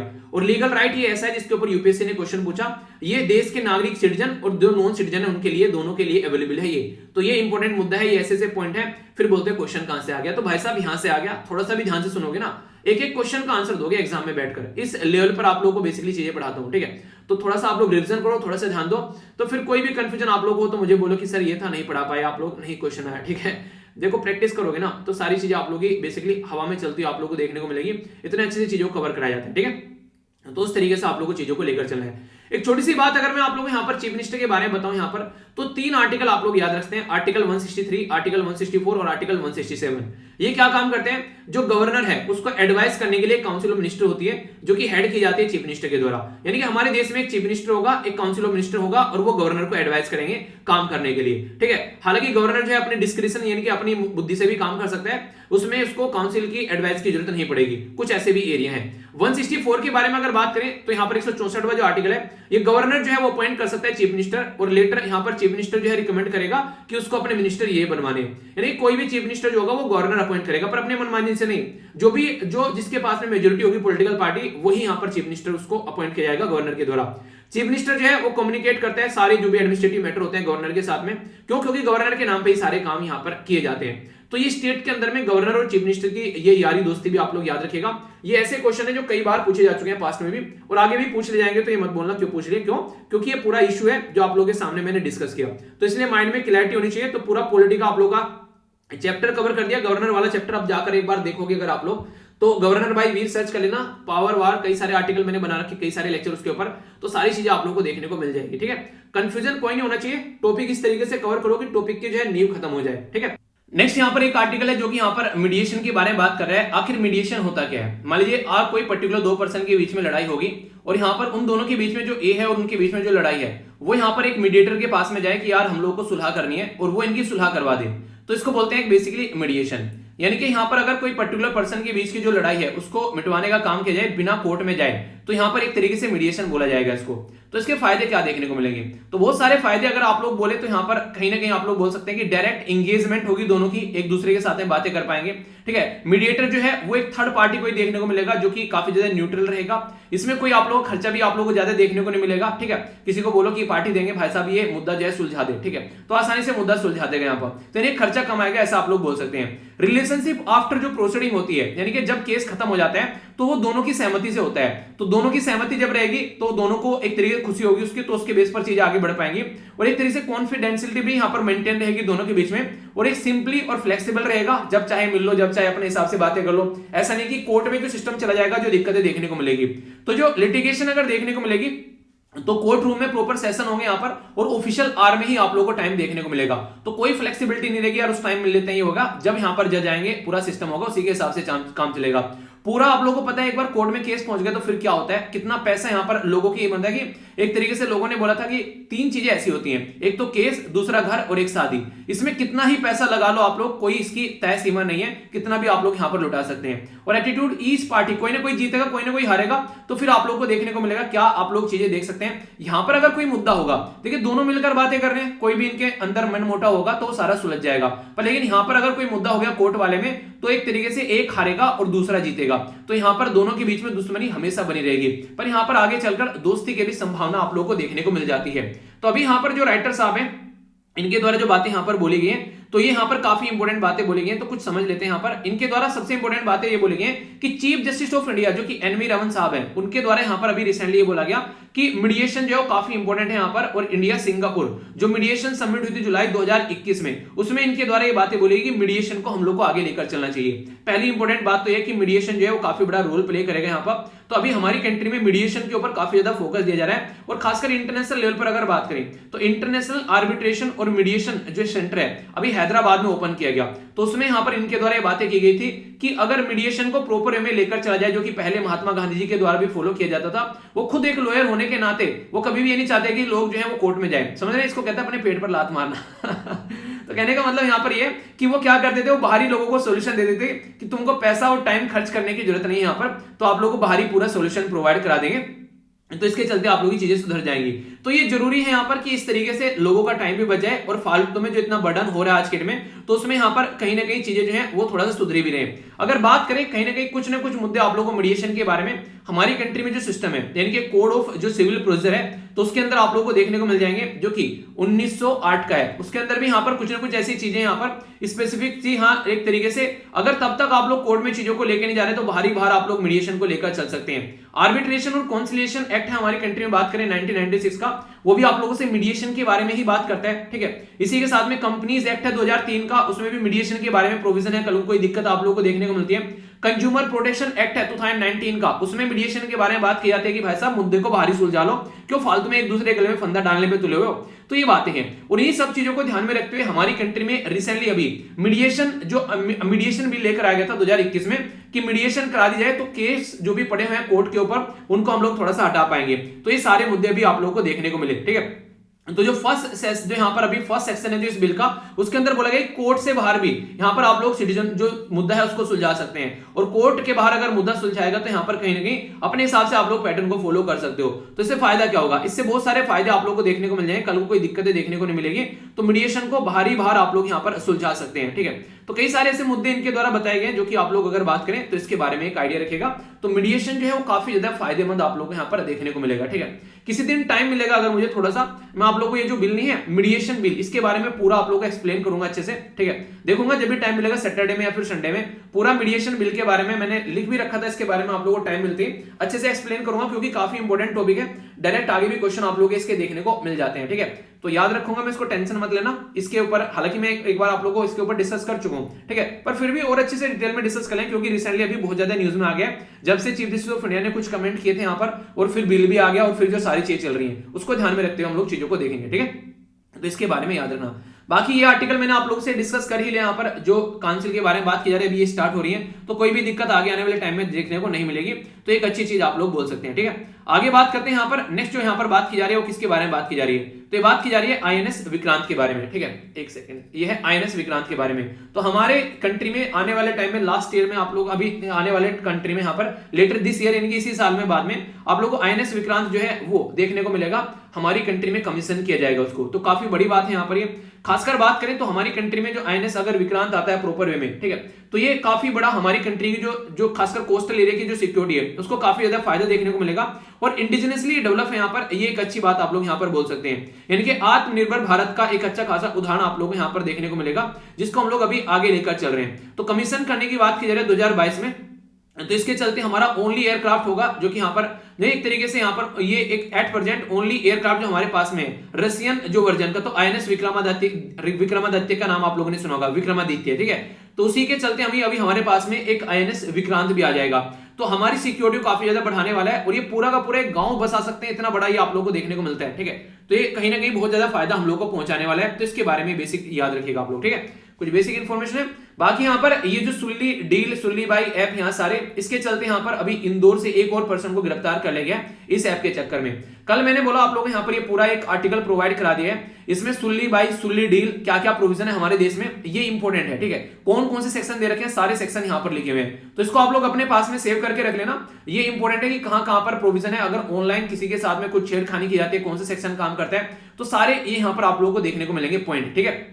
इसीलिए मैंने आप लोगों को यहाँ पर टेलीग्राम पर इसको प्रोवाइड करा दिया कि अलग से कभी घूमते फिरते भी अगर आप लोगों को लगे यार इसके बारे में पता होना चाहिए, रिवीजन करना है, तो आप लोग यहाँ पर इसको एक बार नजरों में को निकाल सकते हैं, ठीक है। तो सारी चीजें आप लोग यहाँ पर देखने को मिल जाती हैं, ओके। इसी के साथ में यहाँ पर आप लोगों को पता है जो 10th गुरु थे यहाँ पर, गुरु गोविंद सिंह जी की अभी यहाँ पर बर्थ एनिवर्सरी सेलिब्रेट की गई, तो यहाँ पर उसी के उपलक्ष्य में जो है यहाँ पर जो गोल्डन टेम्पल है वो सजाया गया है। तो ये काफी अच्छा रहता है जब भी कोई त्योहार होते हैं हमारी कंट्री में, इस तरीके से आप लोगों को देखने को मिलते हैं। मेकाधातु प्रोजेक्ट के बारे में यहाँ पर रैली चल रही है, उसको आगे लेकर बात चलने की कोशिश की जा रही है। मेकाधातु एक प्रोजेक्ट ऐसा है जो कि यहाँ पर कर्नाटक और तमिलनाडु के बीच में यहाँ पर इश्यूज को लेकर देखने को मिलेगा। तो बोला तो ये जा रहा था कि यहाँ पर ये काफी फायदा पहुंचाने वाला है, बेंगलुरु सिटी को पानी मिलेगा, लगभग 400 मेगावाट यहाँ पर इलेक्ट्रिसिटी प्रोवाइड कराएगा। कर्नाटक ने 2017 में बोला कि इसको लेकर चलना है, पर कई जगह से क्लियरेंस लेने पड़ते हैं, ministry of environment, forest and climate change हो गया। आगे फिर बात करें इसके चलते कावेरी वाइल्ड लाइफ जो सेंचुरी हो गया वहां पर भी आप लोगों को देखने को मिलेगा, उससे होकर गुजरता है, तो कैसे लेकर चलना है। तमिलनाडु कोर्ट में पहुंच गया रे, तो दिक्कतें देखने को मिलेगी, कल को चलकर पानी की कमी हो जाएगी, तो इसके चलते इश्यू निकल कर आया कैसे इसको आगे लेकर चलना है। तो यहाँ पर पूरा मुद्दा यहाँ पर ये गरमाया हुआ है। तो आप लोगों को पता है कावेरी से रिलेटेड यहाँ पर आप लोगों को ऑलरेडी डिस्कस किया था, डिस्प्यूट है यहाँ पर तमिलनाडु केरला के अंदर में, तो ये भी आप लोगों को पता है, कर्नाटक भी यहाँ पर आता है इसमें। तो सबके लिए यहाँ पर एक 2018 में डिसीजन आया था कि कैसे लेकर चलना है। तो ये सारी बातें इस पे कावेरी रिवर को पोनी रिवर बोला जाता है तमिलनाडु के अंदर में, इंपोर्टेंट है। ब्रह्मगिरी हिल वेस्टर्न घाट से यहाँ पर ये निकल कर आती है। इसी के साथ में तमिलनाडु, केरला, कर्नाटक ये कई सारे एरिया में फायदा पहुंचाती है। इस पौंडीचेरी भी याद रखिएगा, ठीक है। और कई सारी ट्रिब्यूटरी है यहाँ पर, ठीक है, जैसे अर्कनावती हो गया, हेमावती हो गया, तो इनका भी छोटा छोटा सा एक आइडिया आप लोग रखते हैं। पीपीटी में सारी चीजें डाल देता हूं ताकि नोट्स आप लोगों के पास में प्रॉपर रहे, कोई भी दिक्कतें देखने को ना मिले, और फिर इसकी मर्ज पीडीएफ भी आप लोगों को मिल जाती है, तो लंबे समय तक आप लोग चीजों को याद रख पाते हैं। पाकिस्तान के जो यहाँ पर लगभग 10 जो लोग हैं उनको पकड़ लिया गया गुजरात कोर्ट से, और यहाँ पर 20 फिशरमैन जो है वो बांग्लादेश को हैंड ओवर कर दिए गए इंडियन कोस्ट गार्ड के द्वारा। तो हमारी कंट्री की जो इंडियन कोस्ट गार्ड है मिनिस्ट्री ऑफ डिफेंस के अंडर में आती है, 1978 में इसको बनाया गया था, ठीक है। जो यहाँ पर हेड किया जाता है, यहाँ पर director general of Indian coast guard के द्वारा हेड किया जाता है इसको, और हेडक्वार्टर न्यू दिल्ली में देखने को मिलेगा। इसका जुडिक्शन जो होता है ये टेरिटोरियल वाटर जो होता है इंक्लूडिंग कॉन्टिगुअस और एक्सक्लूसिव जोन में यहाँ पर इसका जुडिक्शन देखने को मिलेगा। यानी कि जो कॉन्टिगुअस जोन होता है और जो एक्सक्लूसिव जोन होता है, यहाँ पर हमारी जो कोस्ट गार्ड है यहाँ तक काम करती है। तो ये इंपॉर्टेंट है, जो कि आप लोगों से क्वेश्चन की फॉर्म में पूछा सकता है, तो याद रखिएगा। रेस्पॉन्सिबल है मेरीन जो जोन है उसको प्रोटेक्ट करने में काम करती है, और वर्ल्ड में वन ऑफ द लार्जेस्ट ये फोर्स आप लोगों को देखने को मिलेगी। ठीक है, सिटीजनशिप अमेंडमेंट बिल के बारे में बात की जा रही है। क्वेश्चन चलिए मैं आप लोगों से यहां पर पूछना चाहूंगा, कौन सा एक्ट है जिसको यहां पर चेंज करने की बात की गई थी सिटीजनशिप अमेंडमेंट बिल के तहत? पता है आप लोगों को, कई बार मैंने पढ़ा चुका हूं, इसके बारे में सर्च कर लेना CAA बाय वीर, पूरा इसके ऊपर कई सारे आर्टिकल भी आप लोगों को देखने को मिल जाएंगे जो कि मैंने डिस्कस किए थे। बोला यह गया था कि बांग्लादेश, पाकिस्तान, अफगानिस्तान से छोड़कर किसी भी देश से यहां पर, मतलब एक तरीके से यहां पर इनसे बेसिकली यहां पर हमारी कंट्री में कौन आ सकते हैं, यहां पर नॉन मुस्लिम यहां पर आ सकते हैं हमारी कंट्री में, जो कि यहां पर माइनॉरिटी में रहते हैं। तो ये बातें बोली गई थी। तो उसकी वजह से न्यूज में तो बोला गया centre yet to notified the rule citizenship amendment act, इसके लिए नोटिफाई नहीं किया गया अब तक रूल, ये बातें हैं। ठीक है, आरबीआई के जो फॉर्मर गवर्नर थे उर्जित पटेल साहब, जिनके द्वारा रेजिग्नेशन भी दिया गया था, वो ज्वाइन कर रहे हैं यहां पर AIIB यानी कि एशियन इंफ्रास्ट्रक्चर इन्वेस्टमेंट बैंक। तो एशियन इंफ्रास्ट्रक्चर इन्वेस्टमेंट बैंक जो है ये काफी इंपॉर्टेंट बैंक है अगर बात करें खासकर इसके बारे में। तो बीजिंग में यहां पर इसको, इसका हेडक्वार्टर बीजिंग में देखने को मिलेगा। एशिया और ओशियाना ग्रुप के लिए यानी कि ऑस्ट्रेलिया और न्यूजीलैंड तक का यहां पर ये फायदा पहुंचाता हुआ नजर आता है। इंग्लिश ऑफिशियल लैंग्वेज है ये, यहां पर board of governor, board of director यहां पर इसमें काम करते हुए नजर आते हैं। ठीक है, तो ये इसके बारे में याद रखिएगा। इसको बनाया गया था 2016 में, फिर आगे चलकर जो इन्फोर्स कर दिया गया 2015 में इसको यहां पर बनाया गया था, ओपन कर दिया गया 2016 में। प्रॉपर वे में चीजें आप लोगों को देखने को मिलेगी। ये चाइना के अंदर एक बैंक नजर आता है। ठीक है, प्राइम मिनिस्टर मोदी साहब का सर्टिफिकेशन जो फोटो नहीं होना चाहिए, खासकर आज के में जहां पर इलेक्शन हो रहे हैं तो उसके चलते इसको बता दिया गया, ठीक है, नहीं लगाएंगे। बाकी जल्लीकट्टू एक फेस्टिवल आप लोगों को देखने को मिलता है, पोंगल, जो कि यहां पर तमिलनाडु में सेलिब्रेट किया था, तो उससे पहले इसको बैन कर दिया। ये एक ऐसा आर्टिकल है जो कि आगे एडिटोरियल में भी आप लोगों को देखने को मिल सकता है। ये क्योंकि पिछले टाइम में बहुत ज्यादा न्यूज में था, क्योंकि बात की जाती है राइट टू रिलीजन के बारे में। जगह 25 से लेकर आर्टिकल 28 तक फंडामेंटल राइट में आप लोगों को आर्टिकल देखने को मिलते हैं। तो बोला जाता है कोई भी किसी रिलीजन के अंदर इंटरफियर ना करे, तो उसके चलते देखने को मिलता है। ठीक है, तो बेसिक है यहाँ पर इसके बारे में याद रखिएगा। पोंगल जो है यहाँ पर ये तमिलनाडु में देखने को मिलता है, और जल्लीकट्टू उन्हें सांड, बेसिकली सांड को छोड़ देते हैं, उसके सींग पकड़ते हैं, कंट्रोल करते हैं। तो ये फेस्टिवल यहाँ पर आप लोगों को देखने को मिलता है। ठीक है, बाकी रफेल के बारे में बात की जा रही है, तो रफेल जो है वो कंपैटिबल है हमारी कंट्री में, नहीं उसको टेस्ट किया जा रहा है। तो यहाँ पर ये काफी इंपॉर्टेंट है, याद रखिएगा। फ्रांस से हम लोग के द्वारा यहाँ पर ये खरीदा गया है, और अभी फिलहाल जो है इसको इंडिया जो नेवी है यहाँ पर उसके चलते यहाँ पर एक टेस्ट, फिजिबिलिटी टेस्ट कर रही है, कैसे हम लोगों को इसको यूज करना है। ठीक है, ये सुडोकू है, इसको आप लोग जरूर अटेम्प्ट कीजिएगा। इसी के साथ में श्रीलंका के और चाइना के रिलेशन जो है वो लंगोटिया यार की तरह बढ़ते हुए नजर आ रहे हैं। तो यहाँ पर ये भी ऐसे मुद्दे हैं जो रेगुलर आप लोगों को न्यूज में देखने को मिलते रहते हैं। तो कभी एडिटोरियल आए तो अच्छे से कवर कर लिया करो एक बार टॉपिक को, बाकी डे बाय डे नहीं कवर करना है। कजाकिस्तान में लोग जो है मर रहे हैं, 164 के करीब लोगों की जान चली गई है, 6,000 के करीब लोग जो हैं अभी, और भी ज्यादा दिक्कतें देखने को मिल रही है, मतलब आग लगाई जा रही है, वही सारी चीजें चल रही हैं, बहुत बुरी कंडीशन है। ठीक है, फिर देख लेंगे। वैसे मैंने डिस्कस किया था, रसिया जो है वो चाहता है यहाँ पर एक तरीके से यूएसए के साथ बात की जाए यूक्रेन को लेकर, क्योंकि यूक्रेन को अभी यहाँ पर इशू देखने को मिल रहा है। और तालिबान जो है उसने अभी यहाँ पर एक प्रोफेसर थे जो कि इनके रिजीम को लेकर कमेंट किया करता था, तो उनको अरेस्ट कर लिया। ये सारे मुद्दे आप लोगों को यहाँ पर देखने को मिलेंगे। काफी इंटरेस्टिंग यहाँ पर ये क्वेश्चन थे जो मैंने कल आप लोगों से पूछे थे, इनके आंसर आप लोग एक बार देख लीजिए, और ये डायरेक्ट क्वेश्चन आप लोगों से एग्जाम में बन जाते हैं। बात की जा रही है, it is a phenomenon where in more people are employed than actual needed, यानी कि जहां पर एक्चुअली जिनकी रिक्वायरमेंट है उससे ज्यादा लोग जो है वहां पर एम्प्लॉयड है, तो उसको क्या बोलते हैं? तो डिस्गाइज्ड, सीजनल, स्ट्रक्चरल या फिर साइक्लिक। तो ये है क्वेश्चन। और दूसरा यहां पर आप लोगों को देखने को मिलेगा, it is A category of unemployment rising from the mismatch between the jobs available, और इसी के साथ में jobs available in the market and the skill of the available worker in the market. तो यानी कि डिफरेंस है दोनों के बीच में, जो रिक्वायरमेंट है और जो प्रोवाइड कराया जा रहा है उसके बीच में, तो इसको क्या बोलते हैं? तो ये चारों के चारों मैं आप लोगों को बताता हूं ताकि आप लोग समझ सके। तो सुनिए एक बार ढंग से। टाइप ऑफ, जब अनएम्प्लॉयमेंट के बारे में हम लोग बात करते हैं, पहला होता है डिस्गाइज्ड अनएम्प्लॉयमेंट। इसका मतलब क्या होता है? इसका मतलब ये होता है कि जैसे एग्रीकल्चर के बारे में आप लोग बात करते हैं, तो वहां पर एक खेत के अंदर काम करने वाले हैं 10 लोग, जबकि रिक्वायरमेंट कितने की है? रिक्वायरमेंट है वहां पर 2 की, 10 लगे हुए हैं। क्यों? क्योंकि और कोई काम नहीं मिल पा रहा है, तो सोचा चलो इसी में लग जाते हैं। तो यहां पर 8 आदमी जो है वो डिस्गाइज्ड हैं, इनकी उनकी रिक्वायरमेंट नहीं है वहां पर फिर भी वहां पर लगे हुए हैं, तो इसको डिस्गाइज्ड अनएम्प्लॉयमेंट बोलते हैं। दूसरा हो गया सीजनल अनएम्प्लॉयमेंट। सीजनल मतलब क्या होता है? एग्रीकल्चर में आप लोग बात कर लो आज के डेट में, अगर आप लोग गेहूं कटाई की बात करते हैं या फिर ईंख वगैरह जो नहीं गन्ना वगैरह ढोना होता है, वो सब चीजें उसको छोड़ना होता है, वो सब बातें करते हैं, तो एक सीजन में लोगों को काफी अच्छे लेवल पर यहाँ पर जॉब मिलती है, पर लेकिन उसके बाद में कुछ टाइम के लिए फ्री हो जाते हैं। तो ये सीजनल लेबर फोर्स जो होती है, और एक टाइम पर अनएम्प्लॉयमेंट उनको देखने को मिलता है क्योंकि कोई काम नहीं रहता है, तो ये सीजनल अनएम्प्लॉयमेंट की कैटेगरी में आता है। नेक्स्ट इंपॉर्टेंट क्या है यहाँ पर, स्ट्रक्चरल अनएम्प्लॉयमेंट बोलते हैं इसको। स्ट्रक्चरल अनएम्प्लॉयमेंट मतलब यानी कि रिक्वायरमेंट तो कुछ और है मार्केट में और जो अवेलेबल स्किल है वो कुछ और है। ये बिल्कुल ऐसे है जैसे जब आप लोग अपनी ग्रेजुएशन करके निकलते हैं तो आप लोग अच्छे खासे लेवल पर पढ़कर इंजीनियर बन के निकल गए, पर मार्केट में आप लोग की इंजीनियरिंग की कोई डिमांड ही नहीं है। वो कहते हैं स्पेशल ये करके आओ, वो करके आओ। क्यों? क्योंकि जो आप लोगों ने किया है वो उनकी रिक्वायरमेंट नहीं है, उनकी रिक्वायरमेंट कुछ और है। तो जब ये मिसमैच होती है तो इसको बोलते हैं स्ट्रक्चरल अनएम्प्लॉयमेंट। चौथे नंबर का यहां पर साइक्लिक अनएम्प्लॉयमेंट बोलते हैं। तो साइक्लिक अनएम्प्लॉयमेंट क्या होता है, आप लोगों ने देखा होगा 2008 में रिसेशन आ गया था, ठीक है। अभी क्या हुआ, कोविड-19 के टाइम पर भी कुछ ऐसा ही माहौल देखने को मिला। रिसेशन क्या, टेक्निकल रिसेशन आ गया। टेक्निकल रिसेशन मतलब लगातार 6 महीने तक लगभग जब यहां पर कंसेक्यूटिव 2 क्वार्टर तक जब कंट्री में यहां पर दिक्कतें देखने को मिलती है तो उसको टेक्निकल रिसेशन बोल देते हैं। तो जब यहां पर रिसेशन आ जाता है फिर डिक्लाइन आता है इकोनॉमी में, तो बहुत सारे लोगों की जान भी जाती है। हालांकि डिप्रेशन में आके वो एक अलग बात है, पर एम्प्लॉयमेंट यानी कि जॉब जाने लगती है लोगों की। तो उसकी वजह से जो यहां पर अनएम्प्लॉयमेंट आता है तो इसको साइक्लिक अनएम्प्लॉयमेंट बोलते हैं। तो ये चारों अनएम्प्लॉयमेंट जो है इसके बारे में आप लोगों को पता होना चाहिए। इंपॉर्टेंट है, डायरेक्ट क्वेश्चन आप लोगों से एग्जाम में पूछ लिए जाते हैं, तो कोई भी कंफ्यूजन आप लोगों को इससे रिलेटेड नहीं होना चाहिए। काफी अच्छे आंसर दिए गए यहाँ पर रानी राजपूत के द्वारा। डिटेल में मैंने देखे यहाँ पर और भी कई सारे बच्चों के द्वारा काफी अच्छे आंसर दिए गए, जिनमें से यहाँ पर खुशी के द्वारा भी काफी अच्छे आंसर दिए गए यहाँ पर काफी डिटेल में, ठीक है। तो आप लोग इनको देख सकते हैं, एक एक पॉइंट काफी अच्छे से इनके द्वारा एक्सप्लेन किए गए। यहाँ पर जो क्वेश्चन मैंने पूछे थे वो सारे क्वेश्चन इनके द्वारा बताए गए काफी अच्छे से।